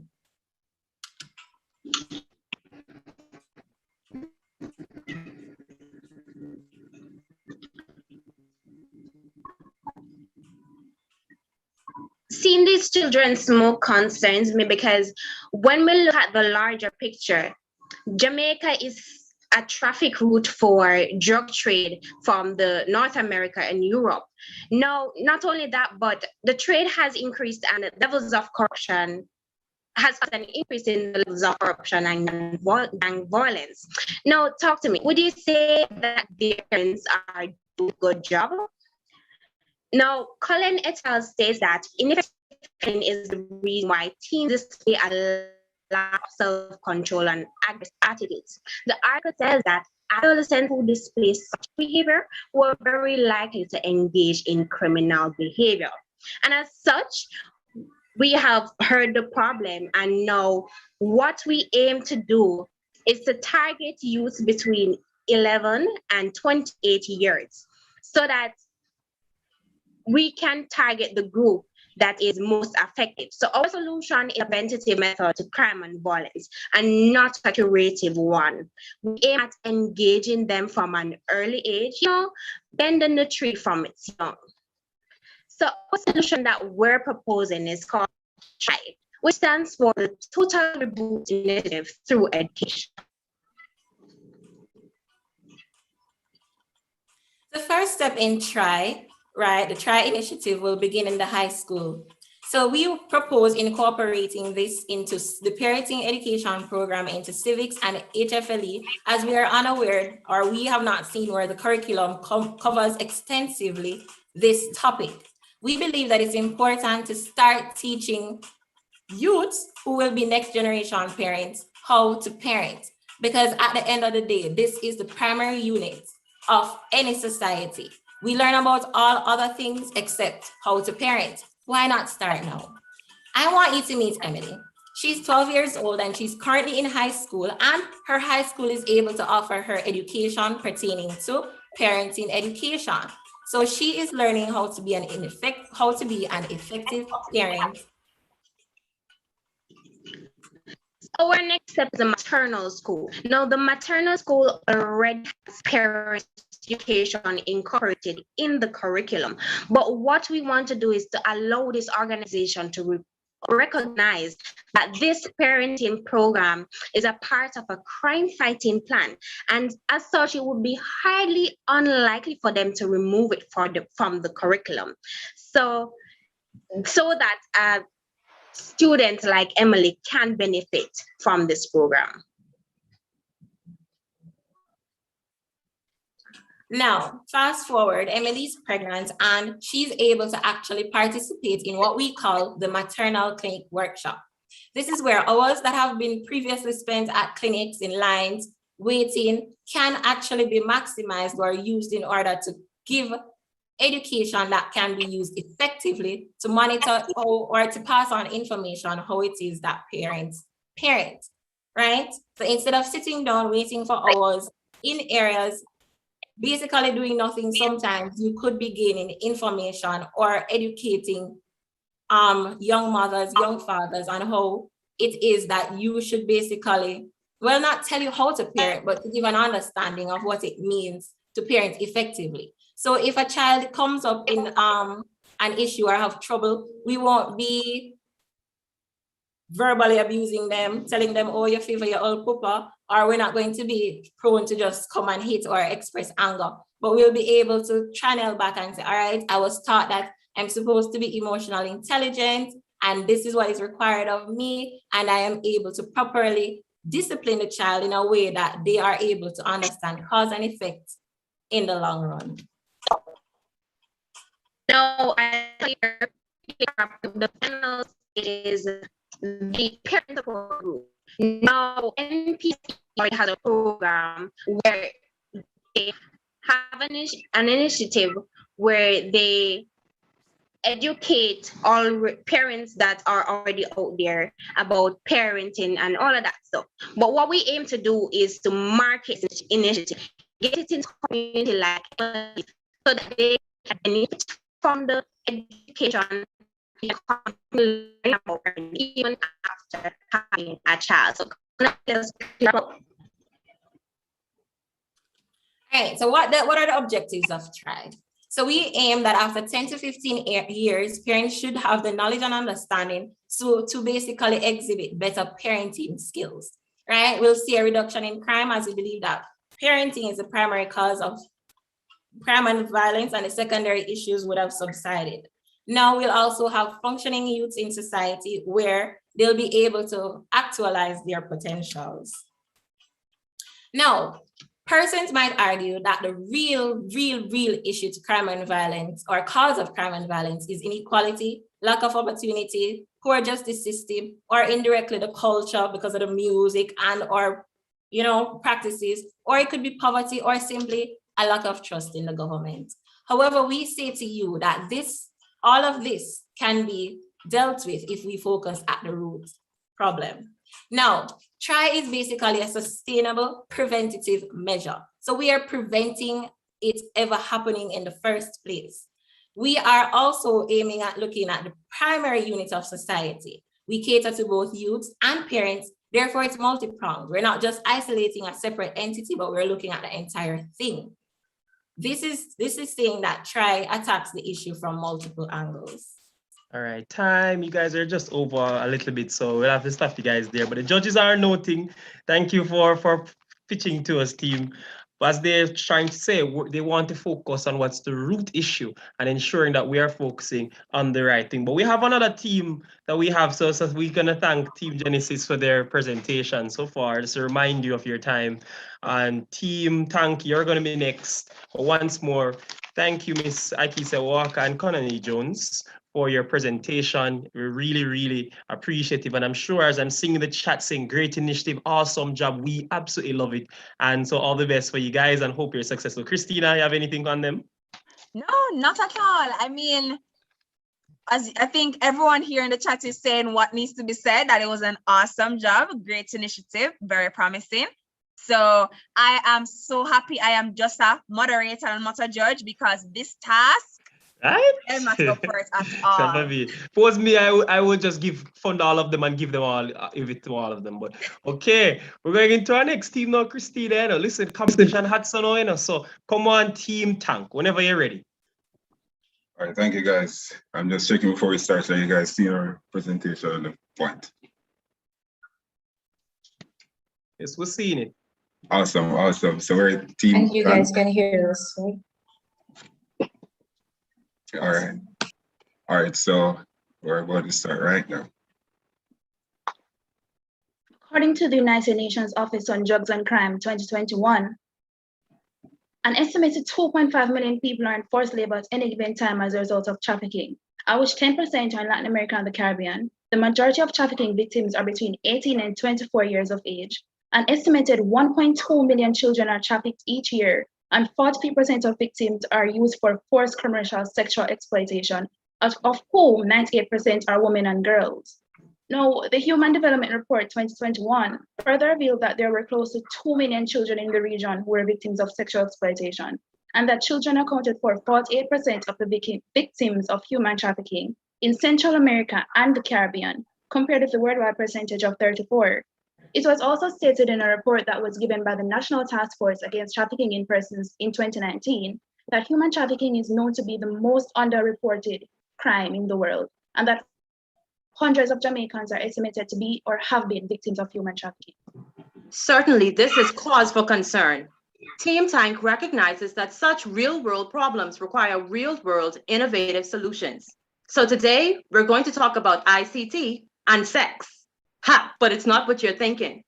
Inspired by the UNDP's InfoSegura project and Jamaica's first alert application, Team Tank presents SECS, S-E-C-S, Safety Education Connection Software, a multi-purpose application to address not only the issue of crime and violence prevention, but also the associated social and economic challenges that have retarded development across the region.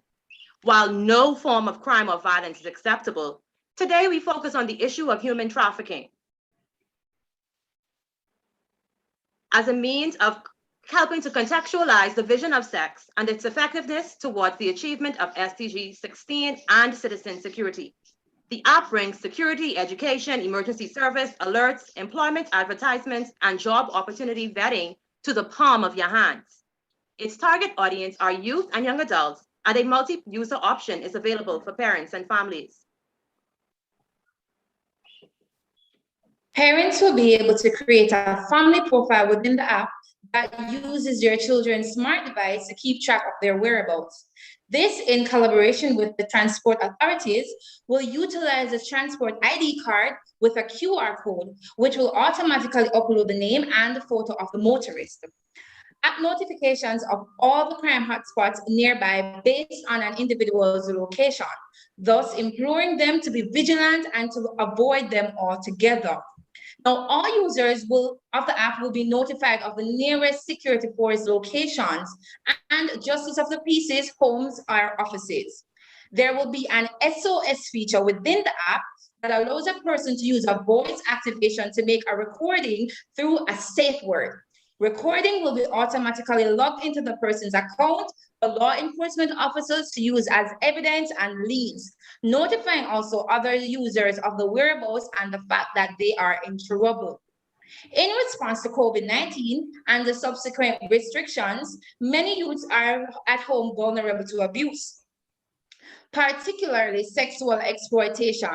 Voice recording through the use of a safe word will record serving as evidence in the case of abuse. The app will be used as an alert tool for Ananda alerts with functions similar to the US Amber Alert system.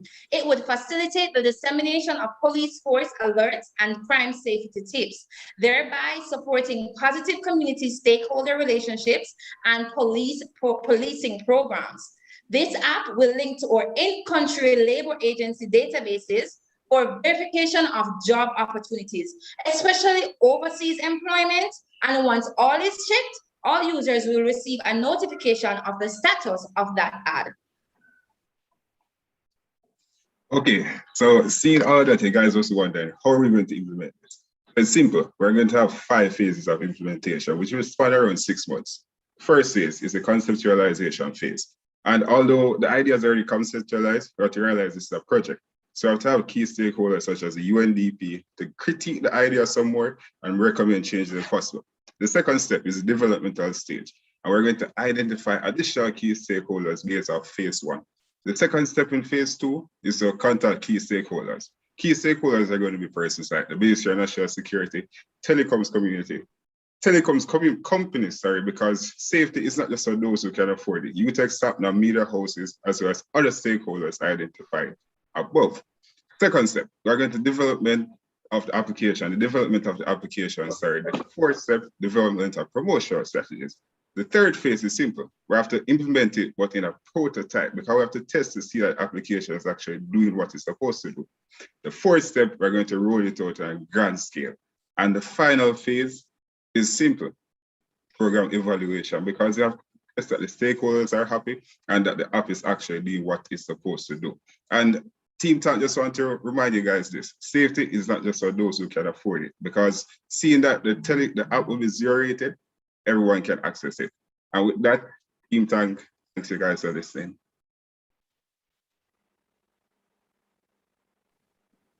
Okay, Team Tank. I'm seeing a lot of love for you guys in the chat already. Very, very interesting, very, very intriguing. You know, I love this that we're seeing right now. Team Tank thanks you, right? Thank you. A lot of persons are already saying that, you know, they want to see this developed and implemented possibly. You know, that's not for me to decide. That is for our judges and everyone's. But thank you for being with us. Christina, have any thoughts on, you know, they really came out to, listen, implementation phase. Here's my, what are your thoughts? I mean, I was looking at the 5 phases and I was there scribbling it down because I was like, listen, if this thing don't win today now, me have to go call Khalil and say, Khalil, which are the phase that me can run in part. Right. You guys have my number. But thank you so much, team. Thank you really, really so much. We really appreciate it. So we want at this point, you know, thank you for all of that. But really, Christina, what do you tell them what comes next? So now we go into the deliberation of our judges. They will be discussing amongst themselves all the ideas from the 3 incredible groups. Just to remind you, Team Tank, Team Genesis, and Team Next Gen Thinkers. But while they are deliberating, we are voting. Yeah? So we are also... Yes, not me and you, Shamar. Come on, man. Not me and you. My gosh. here has the opportunity to vote at this time. So we're going to ask for the poll, right? And we're encouraging you to go in and to vote for your team, whether it be Team Tank, Team Genesis, or Team Next Gen Thinkers. Think about it, guys. Think about the 3 ideas and think about what would you want to be implemented that you could see changing lives for the better in terms of safety and security for young people. Shamar, you have a favorite? You have a favorite, Shamar? I almost don't want to say. I'm torn. I have more than one. I have more than one, and so it's really interesting. It's really fascinating whether we're talking about these persons from social development programs, see, and this intervention, to we're talking about this concept of the parenting and the ideals that they can get from the root, or we're having this more technical application that can perhaps help in the security administration. So I'm really even interested in also seeing what are the other persons in the chat saying. I see our poll flying up, and I'm sure I actually would not want to be a judge right now at the moment, but we'll be looking at it. We're encouraging all of you to vote. Please, ladies and gentlemen, your vote matters. I mean, the teams right now, Tank, Genesis, and Next Gen Thinkers, they're sitting in their rooms with their teams, probably on WhatsApp, and they're saying to each other, we need to win because yes, listen, get more persons. I should see the participants go. Listen, at the end of the day, persons, remember, vote, it got contributes 15%, as we're seeing, to their final. Ensure you're coming in here, contributing to our polls. What have you thought about it? Come on, say hello. Team Next Gen Thinkers just shelled out the place a while ago with an excellent graphic there, hashtag ending crime needs youth. Team Tank slap way. Hashtag ending, and listen, come remind them, Christina, we also have a little prize for them as well. All right, but their judge will be the hashtag. All right, we'll see our poll really heating up. Christina, listen, Team Tank and had our hashtag going on. Indeed. So while we're doing that, and the poll is still running because we need as many of you, we need as many of you to vote. And remember, your vote matters because 15% of the overall score will be attributed to this vote being taken now. I want to, give away something while we're doing this. What do you think, Shamar? I want to give away something. The chat really excited, man. And see Esther there again. Let's see persons can be another winner. 60. It's so like you have a question for us. You have a question. I do have a question. All right, go ahead. So earlier, Team Genesis would have presented on their idea, and one of the acronyms that they utilized was TRIE. TRIE. What does TRIE means? It's an acronym. What does TRIE means? This was presented by Team Genesis.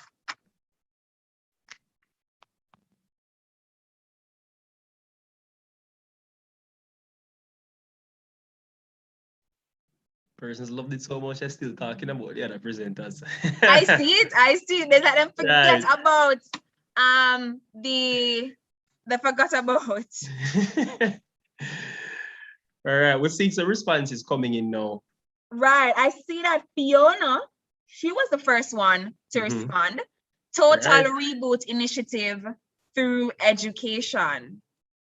Total Reboot Initiative through education. That is what TRIE means coming from Team Genesis. Congratulations, Fiona. You said Fiona come win 2 today, right? I'm telling you, Fiona's story is a powerful story, it's a testimony, you know? The poll should be in front of you for those who are asking. The poll is still open, it has not ended. It's still open. Still open, so you guys, because once you're attendee and not a panelist, you'll be able to be voting in the into our poll. So keep it going there. If I was artistic, I'm not giving any team advice here, but if it were me, I would be getting and sharing and going next door, getting my friends to join this summit and put on our hashtags and tell them to come and vote. So interestingly. So Christina, I think I have another question for them as well. You know, I see a lot of excitement in the chat saying, I love this like a hashtag, I love this like an idea. Well, let's see if you're really paying attention to their substantive content. So let's go back to our first team, you know, team Next Gen Thinkers. They presented to us an interesting idea called Community Gen C. So if you can tell me what that properly stands for, the first most correct answer gets another prize. So not Team Sex here, Community Gen C from Next Gen Thinkers.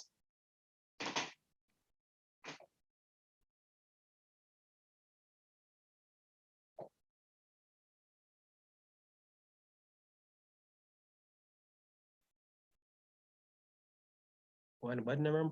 Okay, I'm seeing one again, seeing one so far. Okay. All right, Christina, Nicola does not want to let up, you know. Nicola don't want to let up at all. But you know what, Nicola, you're absolutely right. That's perfect. That's completely correct. So congratulations, Nicola, I am going to check after the summit. Your social media has to be posting about this summit. Hashtag UNDP Slack with. Has to. Listen, man, I'm know to get down. Nicola Goodlit to be the top trending awardee on Twitter. But thank you so much. Remember, keep filling in the polls. Go on, once you can see a poll, put it in if you're on the teams, keep sharing it. Next question.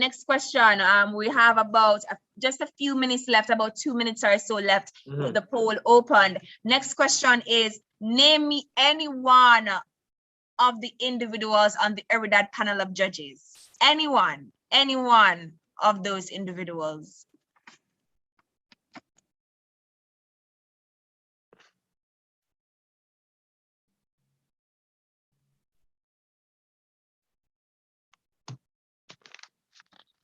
No one remembers any of the judges?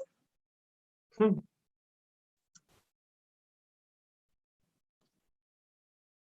going to ask the UNDP support team to also be mindful of the persons who would have won just now, to reach out to them so that they will be able to ensure they get things.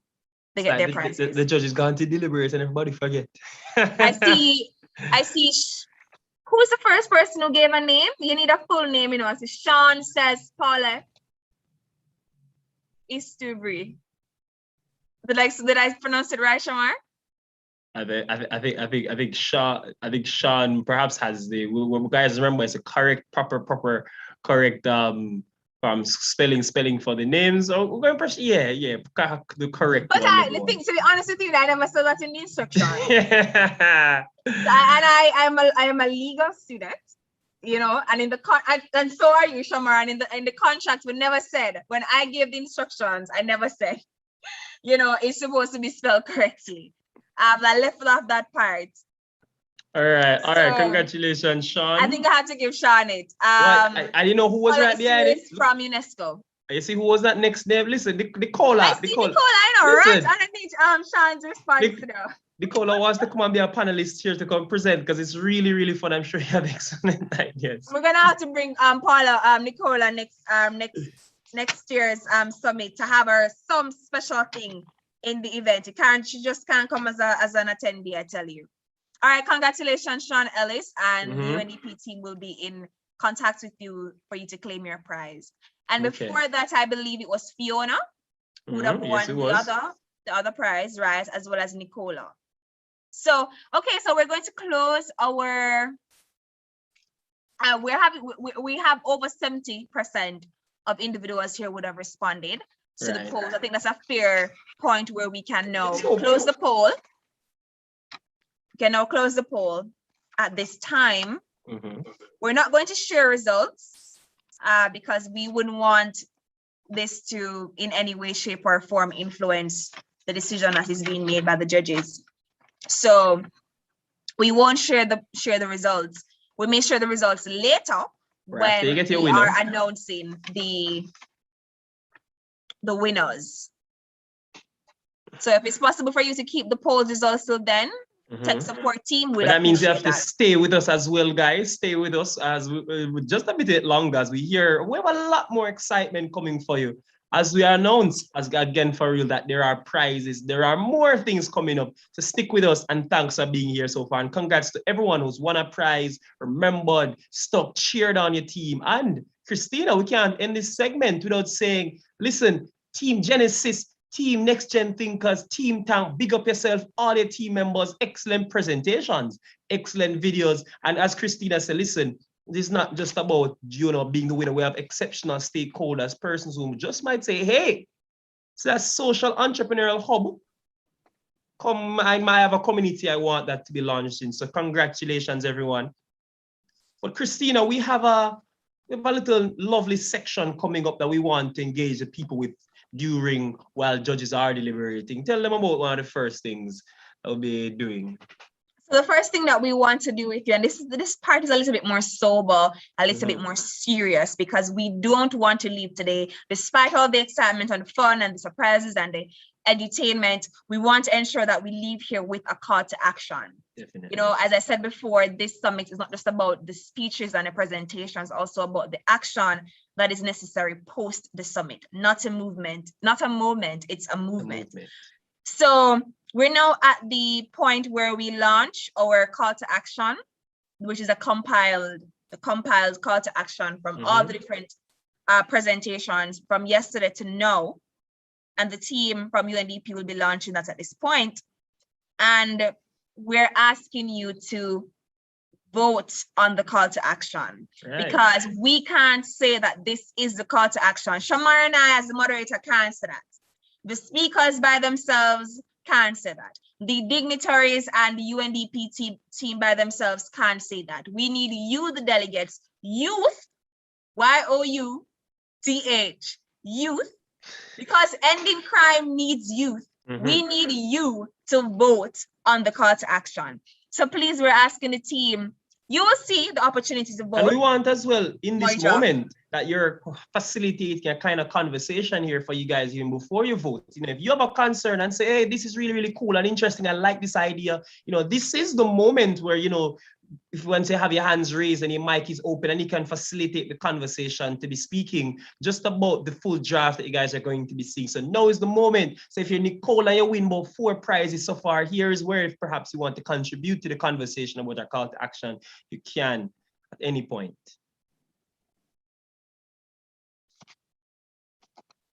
Just be taking a moment to look it in, guys. Look it in, reminder as well. The same call to action is on our website, readysetgreatja.com. So you click on the tab that's called Call to Action, and it will always be there for you viewing.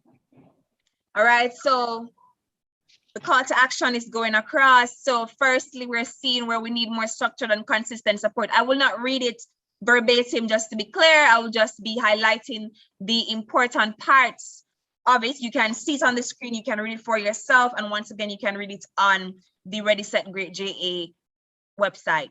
So structured and consistent support from stakeholders multi-stakeholders from government to private sector and civil society, looking at human, technical, and financial resources to support community projects that address crime prevention. We need more spaces for youth to meaningfully engage and participate in decision-making that affect them in regards to crime and violence. Also want to highlight and reward youth groups and organizations which are actively engaged in programs that would tackle crime and violence within marginalized, vulnerable, and at-risk populations. Why? Because we want to expose and normalize positive youth-led citizen safety and security interventions. Next. Shamar. Right. This one says we want to strengthen investment by the government and the private sector in advocacy, youth advocacy, so that we're promoting young persons as positive agents of change, not as participants, but as well key partners for this prevention of every single kind of violence. So we have to strengthen cooperation everywhere. We're strengthening for public and private training programs for youth and at-risk areas. We're emphasizing, Christine, on their marketing skills. We want to tell them that, hey, becoming entrepreneurs isn't the last thing we're introducing, but viable options and social skills in every single way. But we're expanding this empowerment idea and re-socialize persons just so they understand that, how you pretend proper behavior and emotional intelligence in moments, and ensure we are tackling these in programs aim for youth at risk, youth in groups, and as well, even those convicted for crimes. They are important. We need you. Next. Awesome. right. So we're seeing where we have to establish a national knowledge sharing and empowerment network on peace, crime prevention, and citizen safety and security for youth organizations, systematize best practices in youth-led community-based crime prevention methods. We want to provide mentorship, crime prevention, micro-grant funding, and other resources necessary to help provide opportunities and resources for youth-led organizations. The network could be an institutional arrangement in place between different ministries, I would say civil sector as well, and also the private sector included. All right. Absolutely incredible. Absolutely incredible. So Shamar, we're seeing here that we want to strengthen, develop, and adapt anti-bullying and safety training programs because we want our parents and teachers to be able to address bullying in schools and communities.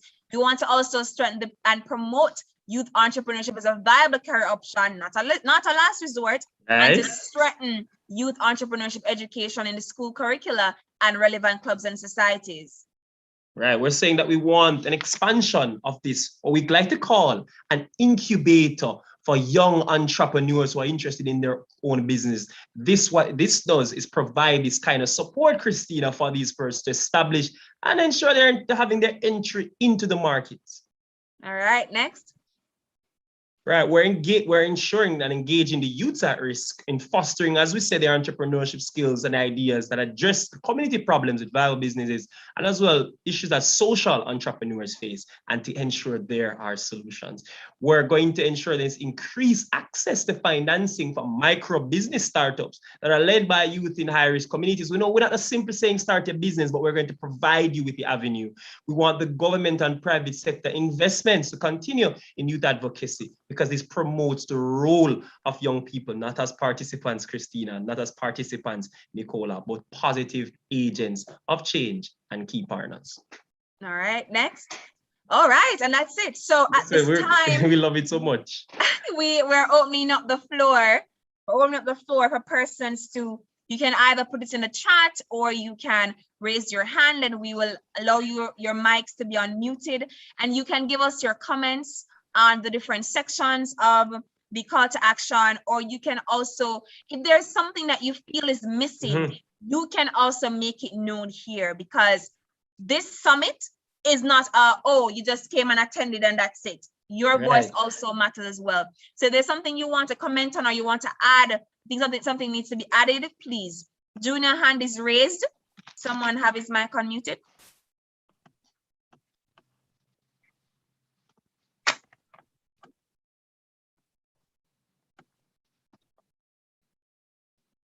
All right, Junior, you can now speak.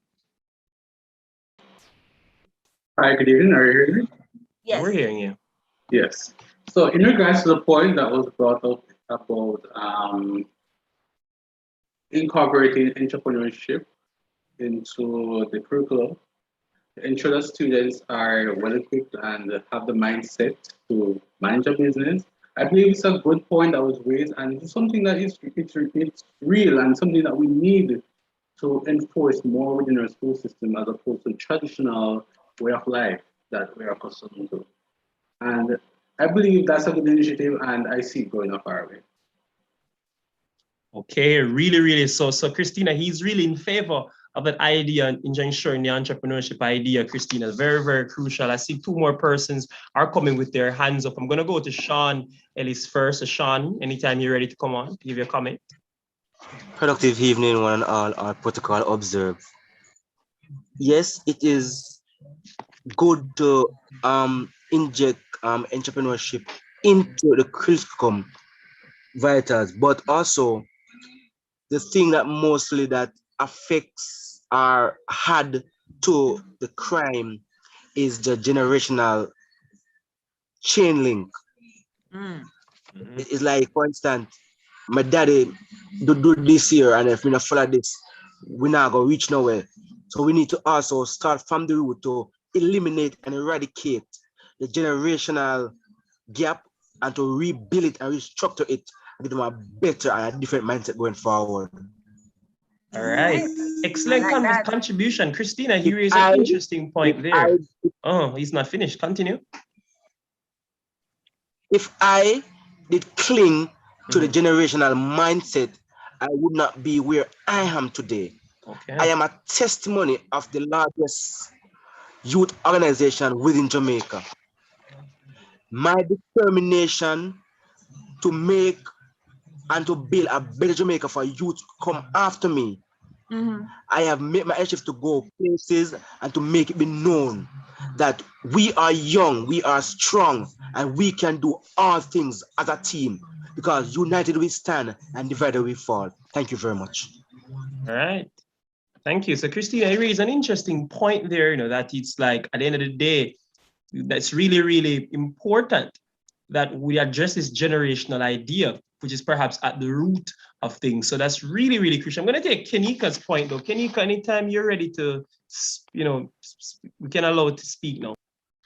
Okay, good afternoon, everyone. Is everyone hearing me? Hello? We're hearing you. Okay, great. So I also want to speak on entrepreneurship because a lot of our, parents, they want us to just go to university and basically go into a 9-to-5 job. So I wanted to speak more on probably we could look into establishing a board that could help startups basically for these entrepreneurs.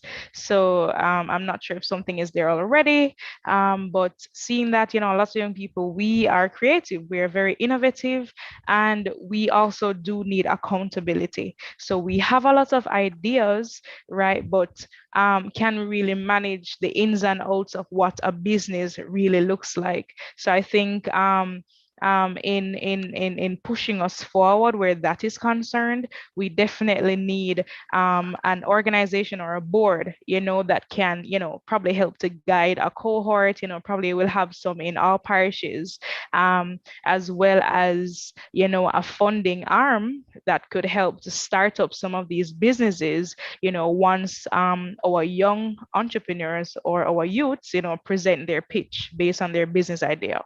So that's what I want to say. Thank you. All right, Christina, what do you think about her comments?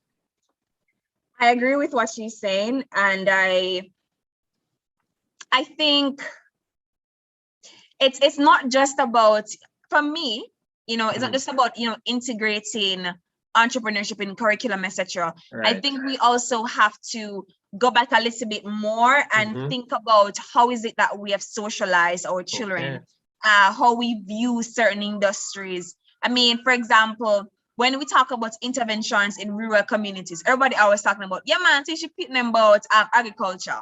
And I mean, agriculture is very important, don't get me wrong, but it should never be a case where just because I'm from a rural community, the go-to that you would teach me to, in terms of a skills development, right? Agriculture. I mean, persons within the rural, because I'm a Portlander, right? And I grew up in a very rural community, born on a farm, right? So those persons need access to digital literacy, for example, ICT. Don't tell me just because I grew up in a rural community, I should just think about skills training in agriculture. And it's the same thing when we talk about entrepreneurship. I want it to be a case where when we approach it, we approach it from a sense of the socialization. So don't see hustling as this thing where just the man downtown Kingston with him push cart and the lady where do the nails on the corner, just them alone are hustlers. You get me? I think we can formalize and legitimize the hustler culture, as we put it, to a place where it's a go-getter attitude. Young people are out there go-getting, we're getting our bag, we're securing our bag. Excellent. Right? So I think there has to be a socialization aspect when we talk about entrepreneurship. But what I also want to say, and I always play devil's advocate, so forgive me here for those who are pro-entrepreneurs, I think we also want to teach our young people that if you don't have the passion for entrepreneurship, it's also okay. Not all of us are going to be excited about starting your own businesses for whatever reason. Sometimes what your purpose would be in a startup is that you may not be the person conceptualizing the idea, but you may be the person who's going to scale the idea. right? Or you're the person who is going to mobilize funding. You don't have to be the person who is going to conceptualize the idea and be say, oh, I am the founder of. Right, But right. there are young people here who you're very good at connecting people, you're very good at mobilization, you're very good at fundraising. Entrepreneurship doesn't only have to mean you have to come up with the idea. You can work with other people who are starting small businesses, right, Nandi? You know, and support them to make their things become bigger and better. Because we want to talk about, you know, community and collaboration, and that's also important. And that's why it's really, I agree, it's important therefore that we introduce at an early stage for a person who is really, really viable and they learn all these things. So I start particularly where you said, you know, don't go into this, not your passion just because I'm from this. And I'd love, as we waiting for more questions and ideas, if we can if even any of the, for example, any other persons from the teams would have idealized this, especially as you mentioned, the fact that the formalization, you know, that's really, really important. And so we have another hand there, this idea of the fact that, hey, there's also a hustler culture, but hey, formalize that attitude that says, hey, I am getting this back. Here's my idea, like you said. But I'm gonna take Ashani's I'm not sure. Right. I'm gonna allow him to speak right now to give his ideas on our call to action. Ashani, whenever you're ready to speak. All right, are you guys hearing me? Yes. All right, good. All right, so my contribution as it relates to the call to action, I think it really, it's around the whole idea of crime and violence in terms of how do we actually change in the narrative from in terms of course, in Jamaica, we live in a culture, we say we have a culture of violence here in Jamaica. And so how do we change that narrative into more of going towards more of a culture of peace and non-violence here in Jamaica? So we need to start look at what are some of those root causes and how we can address those root causes. I've heard the presentations and they were very good. And I must commend all those persons who have been really doing a lot of initiatives. And I think that that's where we need to start. We have persons here in Jamaica who are working on those initiatives. And so I'm very motivated and encouraged to see all that is happening.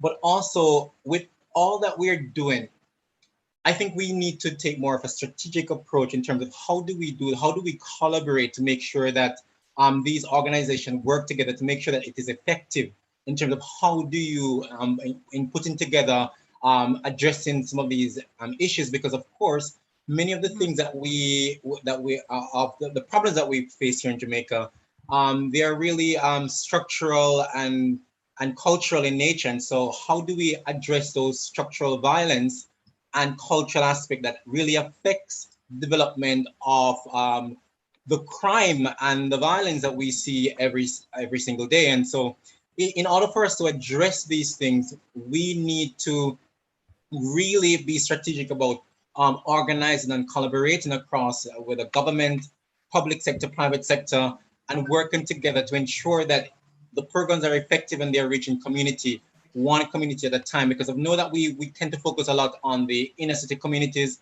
but I think it also we need to have a more holistic approach in terms of more comprehensive approach in terms of, because violence are not only in inner city communities right, or in all. We have, as you can see, all over Jamaica. It seems like all Jamaica now is in the city communities. So we need to really have a more holistic and comprehensive approach for all of Jamaica. So it's a whole Jamaica approach. So we can't just say, okay, we're gonna just focus on this community, but we want to focus on teaching every single person about how to deal with conflict. We want to teach person how to deal with situation that comes up. And I think the whole, I mentioned in the comment yesterday about the whole idea of conflict, that we see conflict mostly as a negative thing. And I think we need to change that narrative, because conflict is not negative in itself. Because if you look at conflict, normally when we see conflict, it is something that is wrong and something that needs to be addressed. So we need to see when it reaches violence now, that's where the problem comes in. And so we need to start addressing the conflict and transforming those. And over time, we can be more strategic in understanding how we can address those structures and cultural issues that are affecting us here in Jamaica, and try to address them, and with collaboration and more strategic planning, and getting those sustainable, I would say sustainable investment. Because of course, I think most of the investment nowadays is mostly in short term. They want quick result. But things like crime and violence is not short term, it's a long term. And so we have to get more long-term project, because attitudes and behaviors, they don't change overnight. You need proactive approach, it takes time. And so we need really good investments for us to have great impact. Those are my Thank you few. so much. Thank you All so right, much, thank you. Shirley. I know a lot was Right? said, and I know a lot of food for thought. We have to ruminate and Right. chew on that. But I'm sure the team from UNDP is scribbling down furiously behind the scenes and getting all that information to be added where appropriate and relevant into the call to action. Do we have, I'm seeing Taryn Wright. I'm going to ask you for, just because we want everybody to have a chance to speak, that each person try to keep their response to a minute or less. So we're going to have Taryn at this time. Taryn Wright. Yes, good afternoon, everyone. I would just like to add a little bit to this conversation very briefly, especially in support with what Sir James would have mentioned. From my personal observation as it relates to the crime situation in Jamaica, I personally believe that more emphasis needs to be placed on families, because I believe that is the grassroots of the crime problems that we're having. I feel if we develop some form of strategy or method that we can use to reach families to ensure that we mend the broken homes, and we ensure that children are being taught the right way in terms of morals and values. Because what I believe, even though there is no foolproof method of getting rid of crime, because that is always down to the choice of the individual, I believe how a child is raised, if they are taught certain principles and values, though it's still up to them to make that decision whether or not they want to commit the act.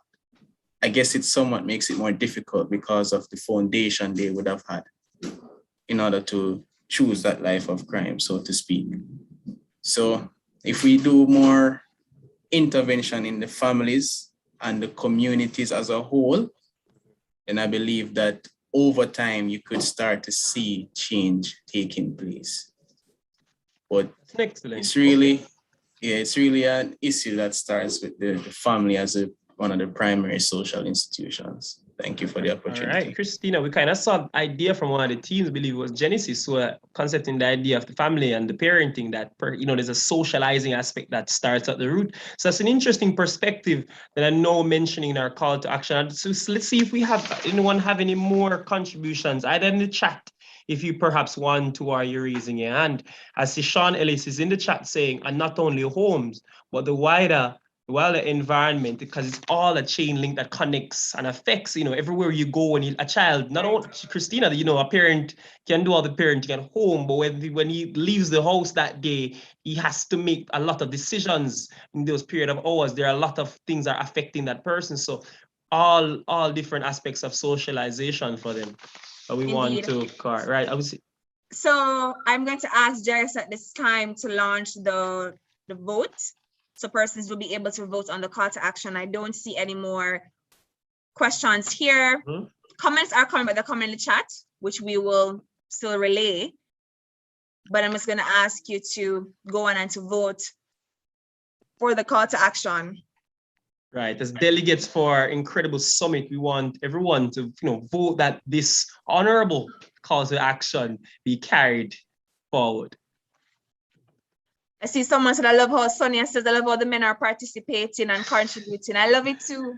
We love it as well. We want the men to ensure the men are also participating in our polls and in our voting. So I'm seeing someone saying here that I think digital divide needs to be addressed as well as it's a breeding ground for inequality and more crime. And I definitely agree. When we think about the fact that there is now a knowledge gap in our students across Jamaica because of, I would say, the inequity in terms of accessing online learning for some of our students. So you're finding that students are falling behind, and some are taking leave of absences, or they're just not going to school at all. If they're going in, they're disengaged. And what happens over time is that where the numeracy literacy rates are supposed to be, and where students would have been if they were in the classroom in terms of the knowledge level, has been severely compromised. So more students out of school, it means that less likely for them to get a job when it's time for them to seek gainful employment. And if you don't have gainful employment, it's one of the primary reasons why persons turn to, I would say, alternative means of employment. And those alternative means of employment may very well be criminal activities. So the person who made that comment in the chat, very, very good point. So I'm seeing where persons are voting on the call to action. Right. I'm encouraging more persons to vote, please, because we want to have at least 60% of you here voting. Remember, the panelists cannot vote, only delegates, that's you. And ending crime needs youth. So please vote on the call to action so we're able to say that this was achieved from the summit. These ideas will then now go into a more long-term plan for interventions in regards to crime and violence.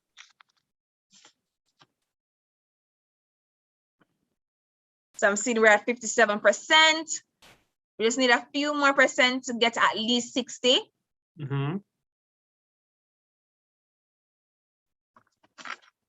So we give it another 2 minutes. So in the meantime, while persons are voting, Shamar, I see that we have the finalist of the Ready, Set, Express Yourself. Right, another really good initiative that we're pronouncing ahead of the summit, which is already Express Yourself.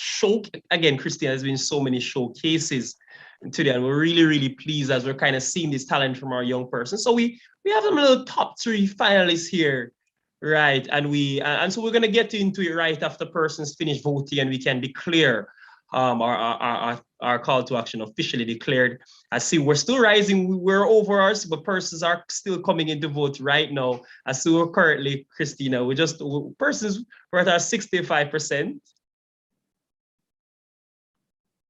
of persons who are voting. I know we're officially over 2/3 majority, an absolute majority, as we would say in Parliament, we're trying to pass a law. So I think the ayes would have it in this sense, Christina. And I think we can properly declare our poll as of this moment and our call to action officially declared. This call to action will be implemented and put into action. Congratulate yourselves, put it in the chat. Hashtag ending crime needs youth. I just declared and voted for a call to action. Yes, please, ladies and gentlemen. This is one of the most, if not the most important part of the summit, this call to action. It's one of the primary proof that young people, youth, would have come together to decide amongst ourselves, what do we need to see to ensure peace and security in our communities, and by extension, our country. So ladies and gentlemen, please go online right now. Me I watch, me up on my phone, me I watch, me I look. Go and say that I have voted on, or I would have contributed to the call to action for the Youth Summit on Crime and Violence. And tag UNDP Multi-Country Office in Jamaica and use the hashtag ending crime needs youth. And just as we talk about ending crime needs youth and gift baskets and a bag of things, look what I have right here. I can't even hold it properly because it's so heavy. It's so heavy. So when we said we have the Grace gift baskets, big up Grace Foundation, right? And we were not. We never tried. Listen, right now, if you're in the chat, if you're talking in the chat more than you're talking on social media, now is the time you realize you need to switch that around as well, ensuring you're just doing just as both. You're calling your friends, you're telling them, hello, we have this to give away, but thank you. We'll officially can declare the end of our poll right at the moment, as we can announce, as we are, we've an absolute majority at this stage. Christina, we want to share it for them just so they can see what they have responded to. They have responded to and shared this declaration of our vote to go in. And I am proudly we can declare there's absolutely no person who outrightly said no to posing for this to be passed. And of course, we may still have some conversations to be had which ultimately will have quite few onshores that we have to get involved and act and move and act right now. So thank you everyone. Thank you for your contribution. Christina, it's that time again for the showcase. Yes, so we're starting off with, well, let me just jump right into that. Let me just give a little. Tell The them Ready Set Express Yourself competition would have been launched a few weeks now, and young people were encouraged to send in their pieces, and of course, there would have been a shortlist process. So we're now down to our 3 finalists. So them are the best of the best. That's what we're seeing right now. Summit, listen, you're getting the best of the best from our Ready, Set, Express Yourself. But aside from these 3, there's anyone here would have, sent in any submission in whichever section. If you're here with us on Zoom, or if you joined us, you're joining us live stream, just want to tell you thanks as well for also sending in your presentations, or should I say productions as well. I mean, you may not have made it to top 3, but each presentation or each submission counts. So thank you so much. Whenever young people put themselves forward, we also have to applaud them and commend them for doing just that, because sometimes, the nerves.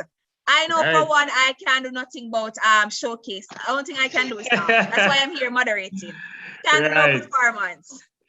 Right. Well, we're going to show. We have videos of each of them that we're going to be showing. So we're going to be announce one of the first persons, and we'll invite the technical team just to bring up these videos as we announce the names. The first one is Navet Barham.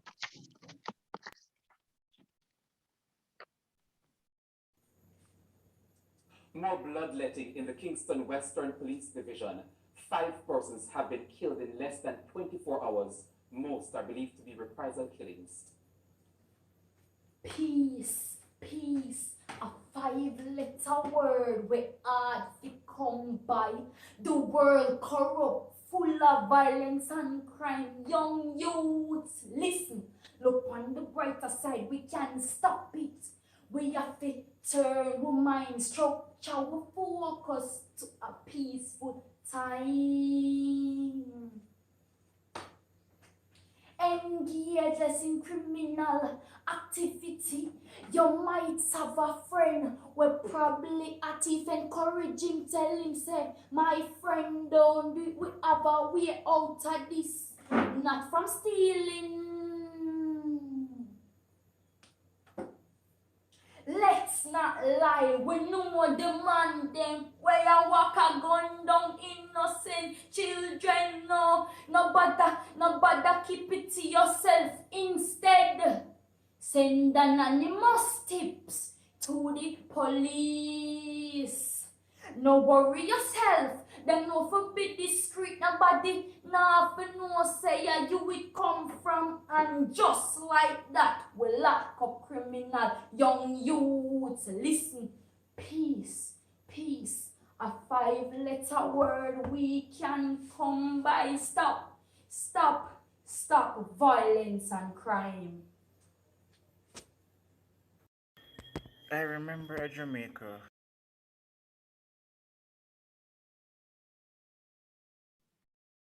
All right, that was our first person going up there, Navet Barham. Just remember, these are the top 3 that would have sent in. We don't tell you what order yet, we don't tell you what order they were or anything yet, but that was the first person. We're going to show you the next one, which is Davin Stewart. So we're going to be playing Davin's video up next.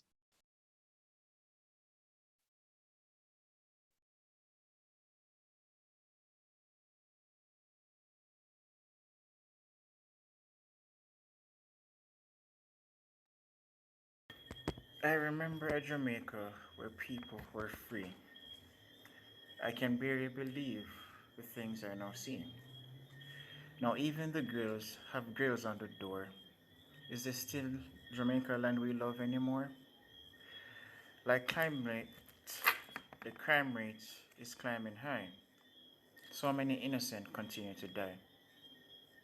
We live near the equator, but equality is void. Families, lives, everything gets destroyed. Parents, teach your children wrong from right, that it's okay to walk away from a fight. The youths are not the future because they are now. We must have a say in our country somehow. The youth should act. There is no time to wait, or else what will remain is a cycle of hate. Gang violence, terror, mass killings, bodies dropping like a bag of shillings. When we see a friend starting to go astray, we should intervene and not turn them away. When our leaders err, they should be reprimanded. Integrity and honor should be demanded. We have technology on our side. When used right, it can certainly provide an avenue for action where growth will increase to bring about change and not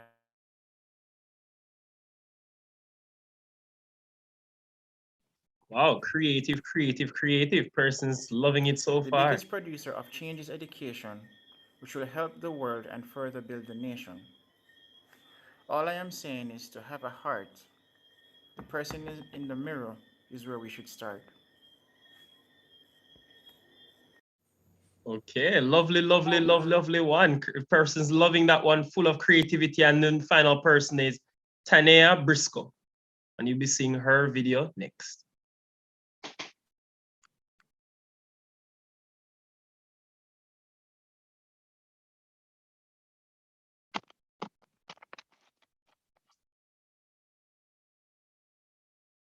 If we have Tanea's video ready.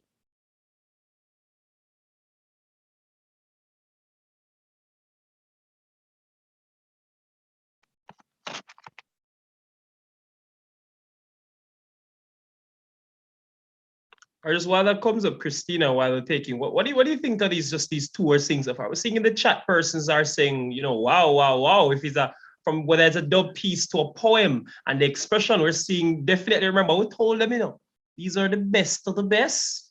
We're not look a thing from anywhere. And we absolutely love to see this showcase of this youth art talent. What do you think, you know, the ones we see?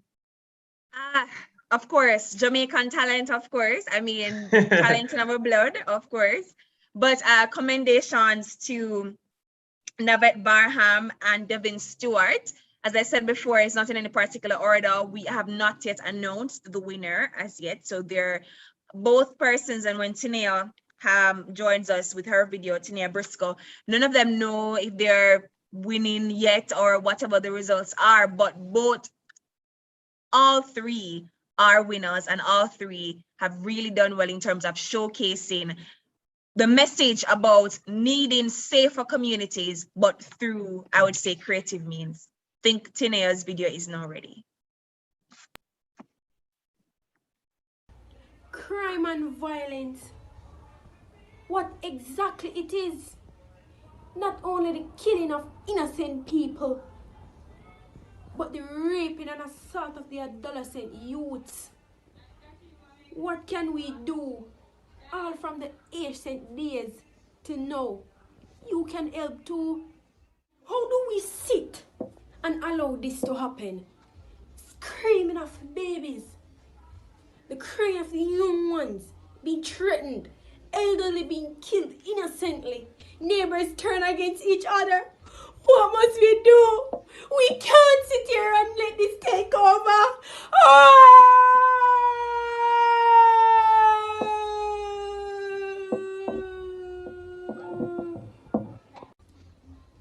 No one to blame but ourselves. We are all born in sin. And you choose to carry on like this? Politicians, Mr. Governor General, Prime Minister, help us solve this now. Put eye watch, pray for one another, talk to people and make them stop the conflict right now. You said this, him said that. Where's the peace? When this gonna stop? You said this, him said that. Where's the peace? When this gonna stop? It not gonna end. Not right now. But if I even for lower the crime rates. Them are the dirty gunman them killing its innocent youth. what you did know about. Speak up and speak. Speak the truth. Cause it what it will. He who hides the wrong he does the wrong thing still. By then helping your neighbors and helping your country to put away the violent person and throw them in prison and take away their glory. Crime and violence. What can we do? All from the ancient days till now, you can help too. Peace! Peace! Peace! See everybody. Peace! Peace! Peace! Jah, we need peace.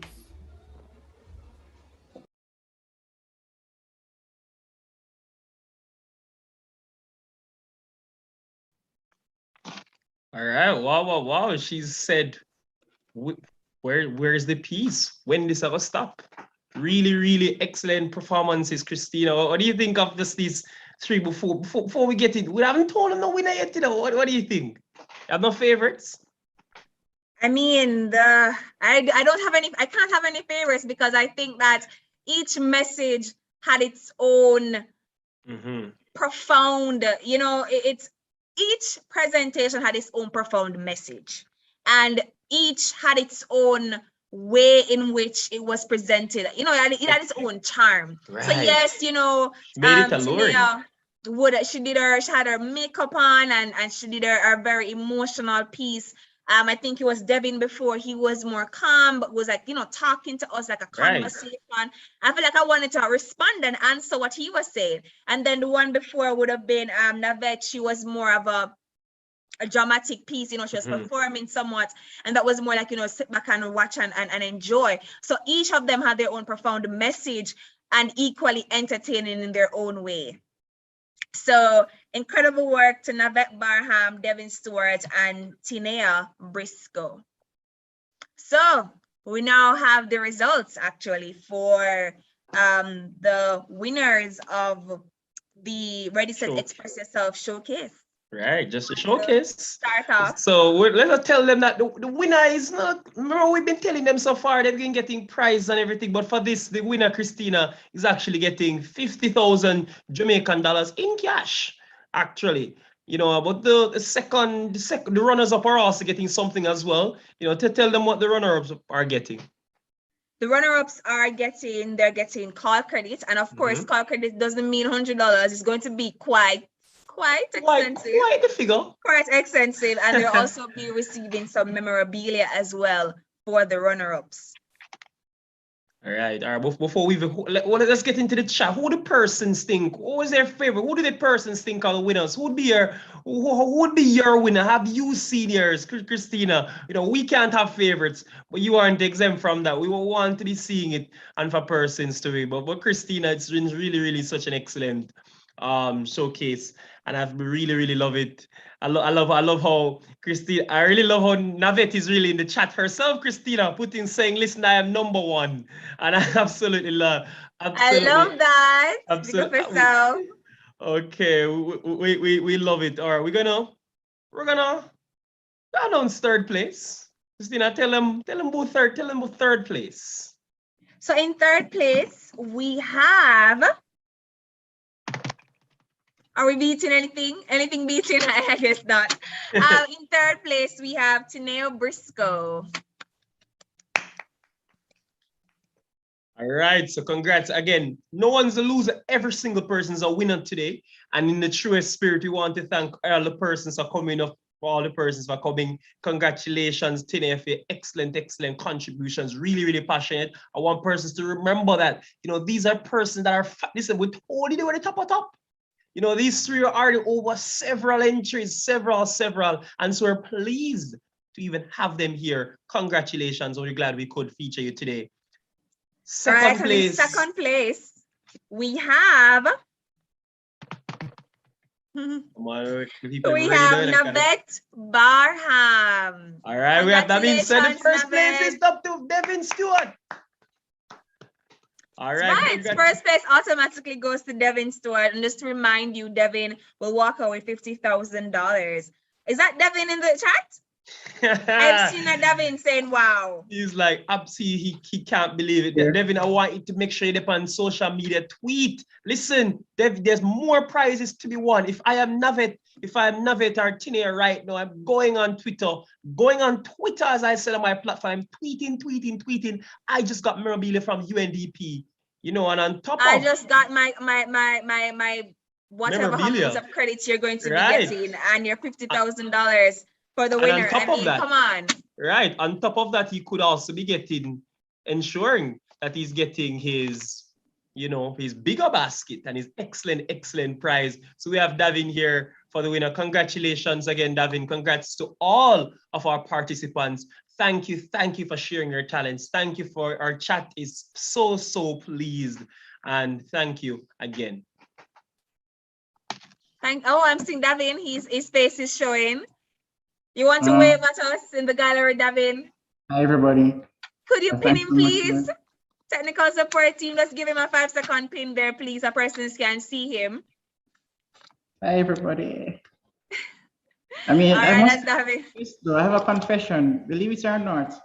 I'm pretty sure I was the last person to submit the video because I was having, you know, should I do it? Should I not do it? And then I took a chance because I finished the video around 11 o'clock and I submitted it. And the deadline was 11:59.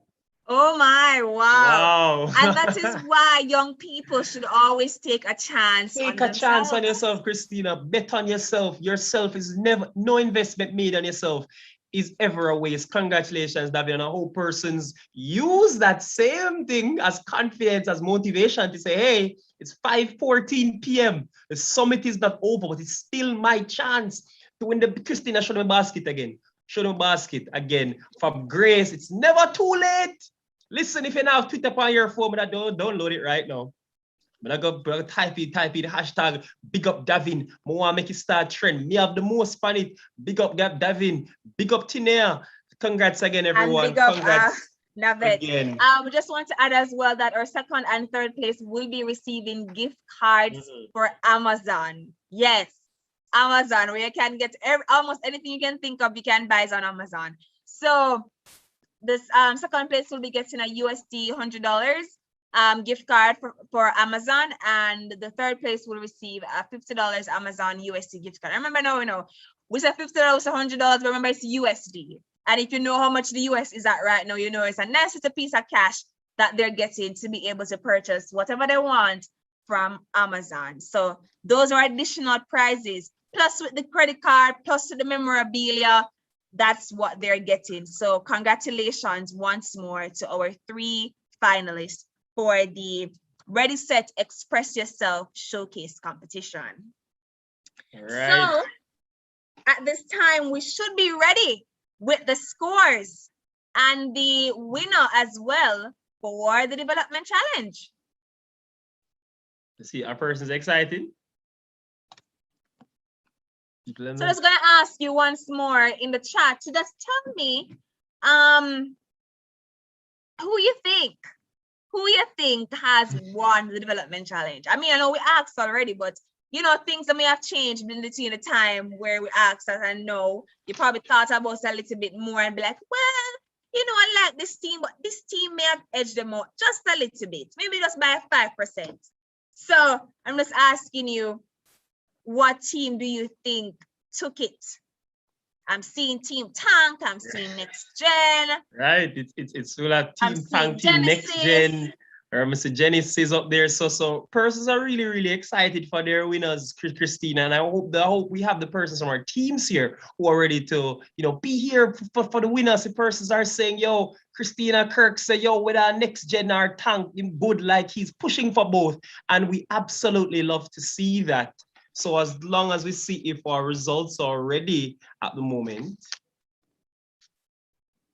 And we're winding down, you know, as soon as we announce our winners to development challenge, we're going to be wrapping up things nicely and we will be out of here. So, I mean, in just a matter of minutes, our day 2 will come to an end. I cannot I am lost for words. You know, when I was asked to host this event, and I was saying to myself, all right, a 2-day event, I felt like this would take forever. You know, I prepared myself to be ready for an extensive event. But here I am at the minutes before day 2, and I'm just in awe of the incredible work of these young people to rub shoulders with these incredible, motivated, inspired, empowered trailblazers. Shamar. Innovators, creators, Christina. It's creators incredible. of solutions for problems that affect them. So it has been an incredible experience. I feel like I want this package though. I feel like let me show it again. I think I'm going to take this package because I need to be seeing people tweeting out there, ending crime. Yeah, we're gonna be checking right afterwards. So ensuring that you are getting it. So Esther is really satisfied, really satisfied. Christina.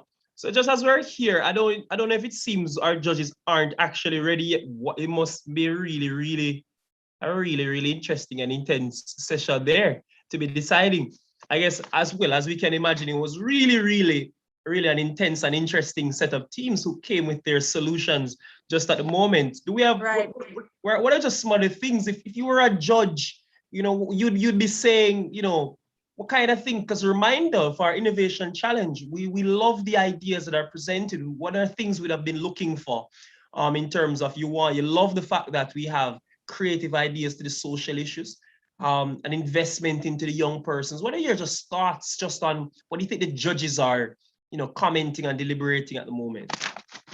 I think the judges, so I'm going to speak from the context of someone who would have competed last year.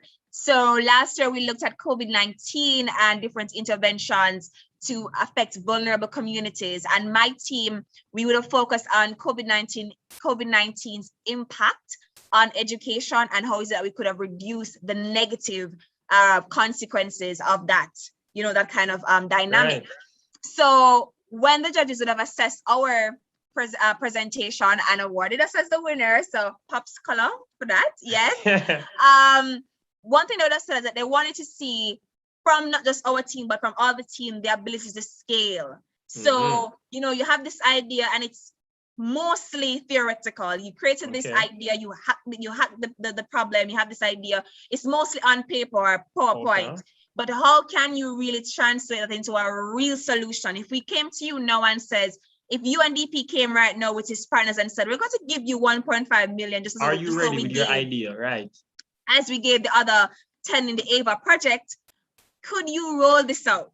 You know, of course, given the incubator and given the support that we provide, could you roll this out? I think they would want to see that ability to translate theory into practice, and the practice is also practical. You get that? They also want to see the practicality of that theory being put into practice. So that's something I think they want to see, and that's what they're around there looking at to say, this particular team, this solution could be launched and it could have a real impact on people and the community. Shamar, you are in charge of a speaking, I would say empowerment through speaking organization, or was that word you'd use, organization, or would we say program? I mean, you'd have heard the different persons present here. What would you be looking for as a judge? Right. So if I was a judge, I really think, just as you said, it's really interesting that we've seen this myriad of ideas. But what we want is not, you know, this is not a competition as if we assess a speaker. It's not a competition of speeches and a competition of a presentation, right? We want to as well dive a little bit deeper to see the kind of what you're presenting to us in every second of that 5 minutes and how you're utilizing it. You know, you're telling us, hey, this is my idea. We're structuring it like this. This is what we're going to bring in phase 1, perhaps the second phase. This is the implementation idea. And ultimately, the impact that I want to garner from it is this. The reach I have is this. So just giving us as much information as possible, Christina, because even when you're presenting, no matter where, you want to be clear to your audience. You want to be clear to your judges. You want to be clear from the chat. We shouldn't leave your presentation wondering, asking questions like, okay, but who is it geared to? Who is your audience? what's the extensive length of this program. And so I'm really, really pleased that some of the entries that we've gotten today, and I think the judges will have an excellent time. But Christina, I'm just getting a little word in my ear, Christina, that we are in with our results, Christina. I'm just getting a little word that we're in. And so really in this moment, as persons, as we're gonna, I think we should be inviting, if it's not the regional, the resident representative, Miss Denise Antonio, to be declaring the winner, or any other representative from the judging panel who should be introducing this. We can invite them now in the meanwhile as they come and they set up and they present it. Make sure we have it correct, that you're one last time in the chat for the excitement, your last thoughts on the teams, how you felt, who your favorite. I want the team members know themselves to be involved as well, because you're all winners and you're fantastic.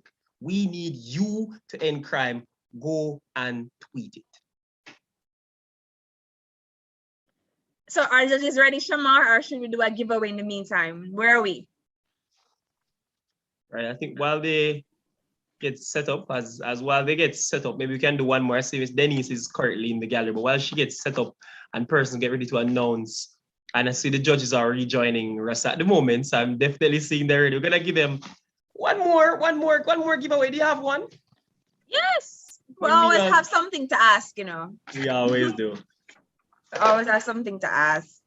All right, so we're going to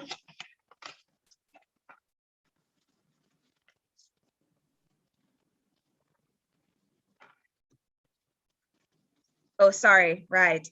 So Kristen never sound like it got hard.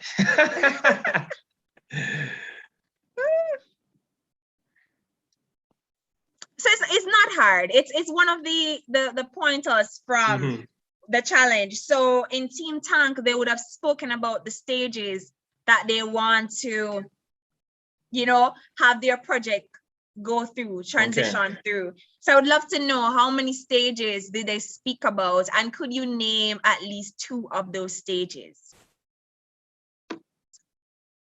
So the number of stages, and could you name at least 2? Just 2. Don't have to be more than 2. 2 of the stages of whatever number it is. That, so you know it's at least 2 stages. So you already get a hint to the answer. Because I want a name for at least 2 of those stages.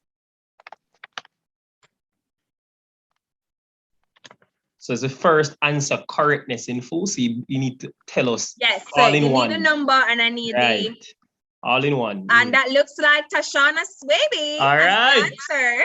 Congratulations, Tashana. She says conceptualization and development. Big up yourself, Tashana. The UNDP team will be in contact with you about your prize. Give you your prize. So we're moving straight into the announcement, and the announcement will be made by our UNDP resident representative, Miss Denise Antonio. She will declare the winner of the development challenge, as well as just the placement of the other 2. Once again, all 3 are winners. Big them up, Team Tank, Team Genesis, and Team Next Gen Thinkers. Miss Antonio, the floor is yours. Thank you very much, Christina and Shamar, for a really excellent chairing of this meeting.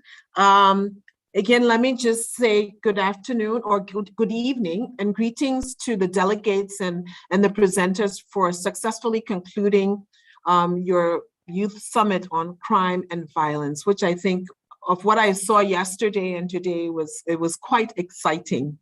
You have resoundingly conveyed your points that there is a role for young people in the implementation of policies and programs on crime prevention and citizen safety and security. And so, guided by your call to action, we can work together to ensure that your message is conveyed to all who need to hear it. And I think it was very clear yesterday, having the Deputy Prime Minister, the State Minister of State for Education, and the PIOJ, PSOJ, it's clear that the call is being heard. So to the Development Challenge competitors, thank you for setting aside valuable time and taking the steps to compete so that we can benefit from your ideas. And I got a chance to see all of them, and they were really, really interesting. To our partners, the Ministry of National Security, the Ministry of Education, Youth and Information, the Planning Institute of Jamaica, UNESCO, RISE Life Management, and private sector organizations of Jamaica, our sincere appreciation for support, guidance, and belief in our young people. Let me also, before I make this announcement, thank all the judges who participated today in this, and really a shout out to Christina and Shamar for an excellent job in chairing this. And I see your futures really bright in terms of the way forward.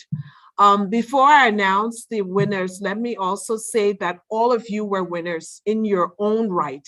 And in our view, for bringing your intellectual talents to this process. So without further ado, I know you've been waiting on pins and needles. Let me announce the winners. So the third place winner is Genesis. If we can give a hand clap to Genesis. Genesis, you will be receiving a $40 gift card from Amazon. And so we wish you all the very best and really, really interesting presentation. The second place winner is Next Gen Thinkers. Congratulations to you. And for that, you will be each receiving the $60 gift card from Amazon. And of course, we know who the first winner is, right? So it's Tank. And Tank, you will be receiving the paid work from home internship at UNDP office in Jamaica. So thanks to all of you, and to all of you, you are winners in your own right. We urge all of you to connect with each other. The purpose of having you all together was to connect. And so I think it was important, and we saw that in your engagements in the chat. And to share the summit call to action, which was already shared by Christina and Shamar as they went through it, and we got comments from people. And we want you to continue the advocacy for a better seat at the table, in which we will be there to support you through this process. We need your inputs so that our nation, Jamaica, and the other nations within the Caribbean may one day see a satisfactory reduction in crime and violence, paving the way for full attainment of the SDG and the Sustainable Development Goals. May we see the day when we can secure SDG 16, peace, justice, and strong institutions. I want to wish you all a good evening, and do please stay safe. So let me just again thank all of the participants, Christina, Shamar, all the planners, all the competitors. I mean, you all are great winners, and I applaud you all very much for an excellent job, and I wish you all the very best. Take care. Christina, Shamar, over to you. Christina, we got our winners. We got our winners. I hope they're here. We want to invite them to come on. We got our winners. Congratulations, Christina. Team Tank wins. Team Sex, not the activity, but Team Safety, Education, Connection, and Software is the winner. Are they here? We want them to come and invite them on. Just let them turn on their video. You know, Sassy Khalid, that big smile on his face. We count that one on video and his wave. We can't get anyone in the rest of his team. Just to, you know, ensure you guys, give you guys a little spotlight. What do you guys, you know, how do you guys feel about this moment? You know, you guys are the winners of the challenge. What's your inspiration? Tell us anything you want in the moment. Yeah, definitely. I was telling the guys after the presentation that I watched a video 2 days ago where this man was saying the harder he works, the luckier he got. So I was just telling them that we had a lot of yes, Tasha. So I was just telling them that we had a lot of nights where personally I didn't want to join the meeting, and I know they didn't want to join, and then to wake up again early in the morning to run through the presentation to ensure we're on time and all of that. So I just want to share with everyone that the harder you work, the luckier you get. So just put in the work. And I'm not sure if Tasha and Nandi want to say anything else. Yeah. Thank you, Khalil. Thank you, UNDP. Thank you, Team Tank. I am so happy. I mentioned in the chat that I'm all the way in the Bahamas. And I'm really happy to be a part of this initiative. You know, crime happens everywhere and it's affecting all of us in the region, and to collaborate with Caribbean brothers and sisters to, mitigate these negative effects that we're facing in society was the opportunity of a lifetime. I think that we collectively can agree that, even if we had not won, it would still be an excellent opportunity to, showcase our talents, to network, to be a part of the change that we want to see. And so, like I said earlier, the power of technology is real. It's obviously been able to facilitate my involvement as far away as I am in the Bahamas to be a part of this competition. So shout out Team Tank. Thank you, UNDP. And I'm looking forward because we're just getting started. Yes, I couldn't have said it any better, Nandi. I love it. You see the team dynamic right there. You can see the team dynamic and the personality. You see how it was? It was a so turned on my camera. I threw off my wig. I'm sweating. I'm jumping. Oh my God. I would like to just use this opportunity just real quickly to tell my coordinator of the NCU Criminal Justice Sector, Dr. Charmaine Tapper. Thank you so much for the support. I mean, I was able to miss class meetings. I was able to get some help here and there. And thank you so much to everybody who really, the team and everybody who helped us and supported us. Thank you guys. And thank you to UNDP for this wonderful opportunity. Christina, the excitement is so real. We absolutely, I absolutely love one of the things that Nandi said a while ago. It was her closing line. We are just getting started. And we absolutely love that. Just to remind you, those are our winners. Team Tank. Big up yourself, everyone in the chat as you have contributed and everyone to this. And it's been an exceptional challenge, an exceptional day, an exceptional 2 days. Christina, we're in that segment now. What are your thoughts? So we're at this section where we are wrapping up. As I said before, all good things, I don't say must come to an end. I said all good things must be paused. All good things must be paused and continued because as Nandia said, we're just getting started. It's not a moment, it's a movement, and we will continue post today. The summit is just to inspire and motivate you to either do one of two things, to start doing some work in your community. Yes, it's a youth crime and it's a summit on crime and violence, but there are other issues that need to also be resolved. And the truth is that the way to peace is a multi-sector, multi-stakeholder, multi-factored approach, right? So even if you're not working directly on a peace initiative in some way, shape, or form, it will lead back to peace. If you're doing something on education, it means there will be more people educated, they will be employed, they'll be empowered, they won't turn to criminal activities. If you're doing something on health, people will be healthy, they will have peace of mind, they won't feel the need to feel burdened, have to turn to deviant means to get that released. Once again, lead back to peace. So start something in your community today. It could even be an online campaign using Twitter or Instagram, etc. Do something. And the next thing is that if you're already doing something, continue the work.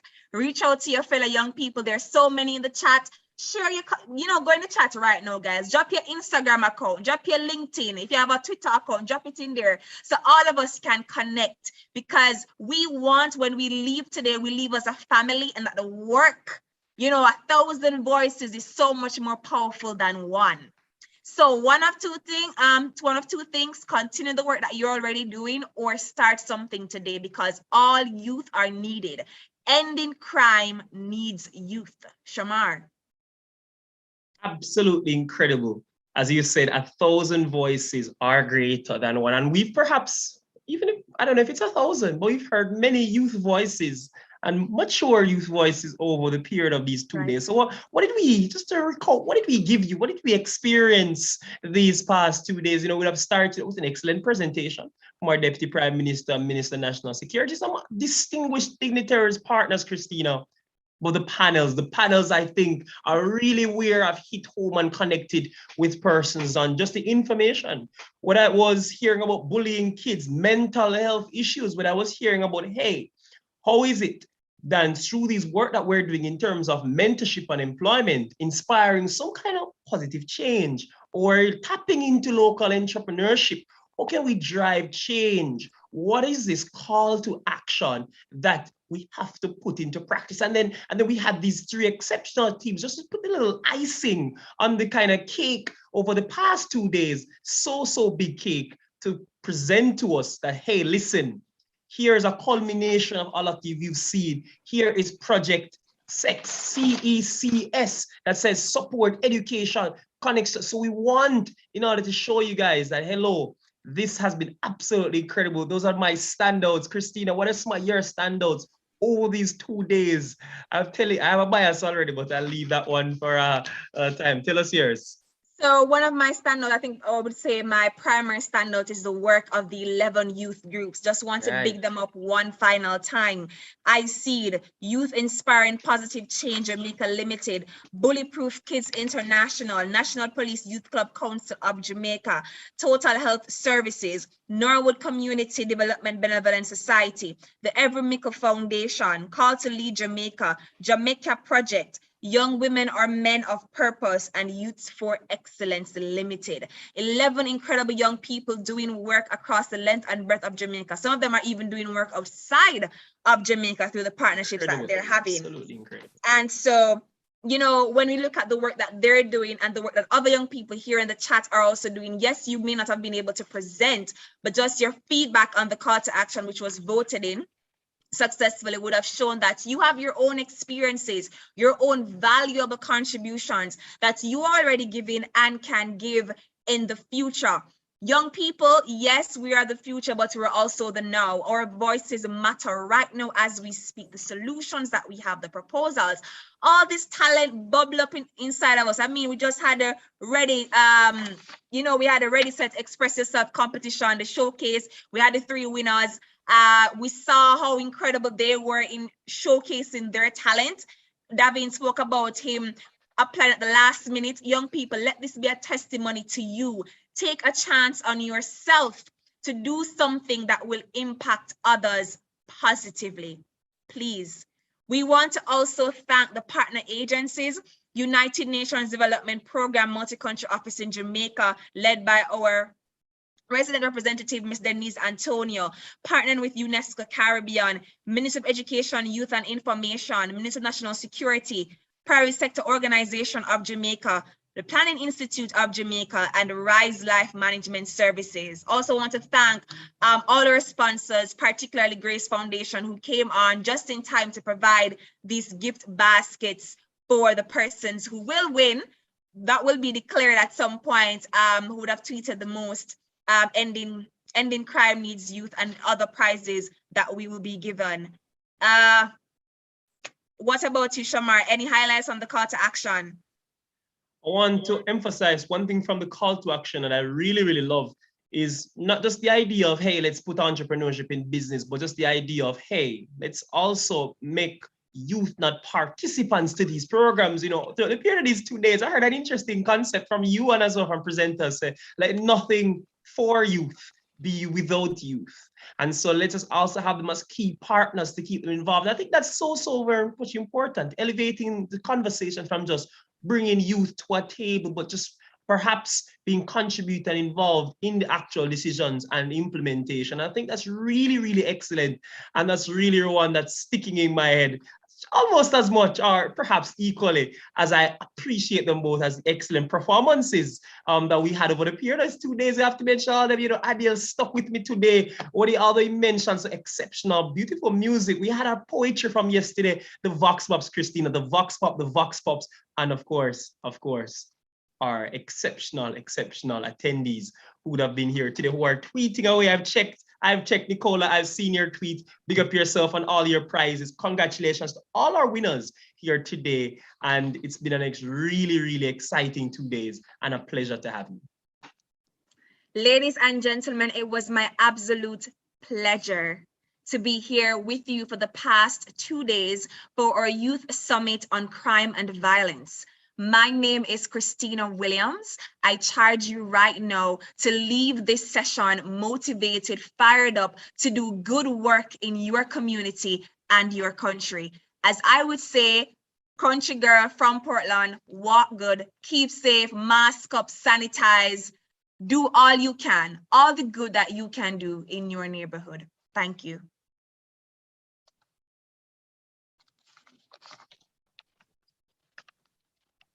Thank you, everyone. Thank you for coming. Thank you. It's been an absolute pleasure. Absolute pleasure. Take care, everyone. I'm Shamar Wedderburn. Exceptional to have you. This is not a moment. It is a movement. Ending crime needs youth. Excellent. Enjoy yourselves. Take care.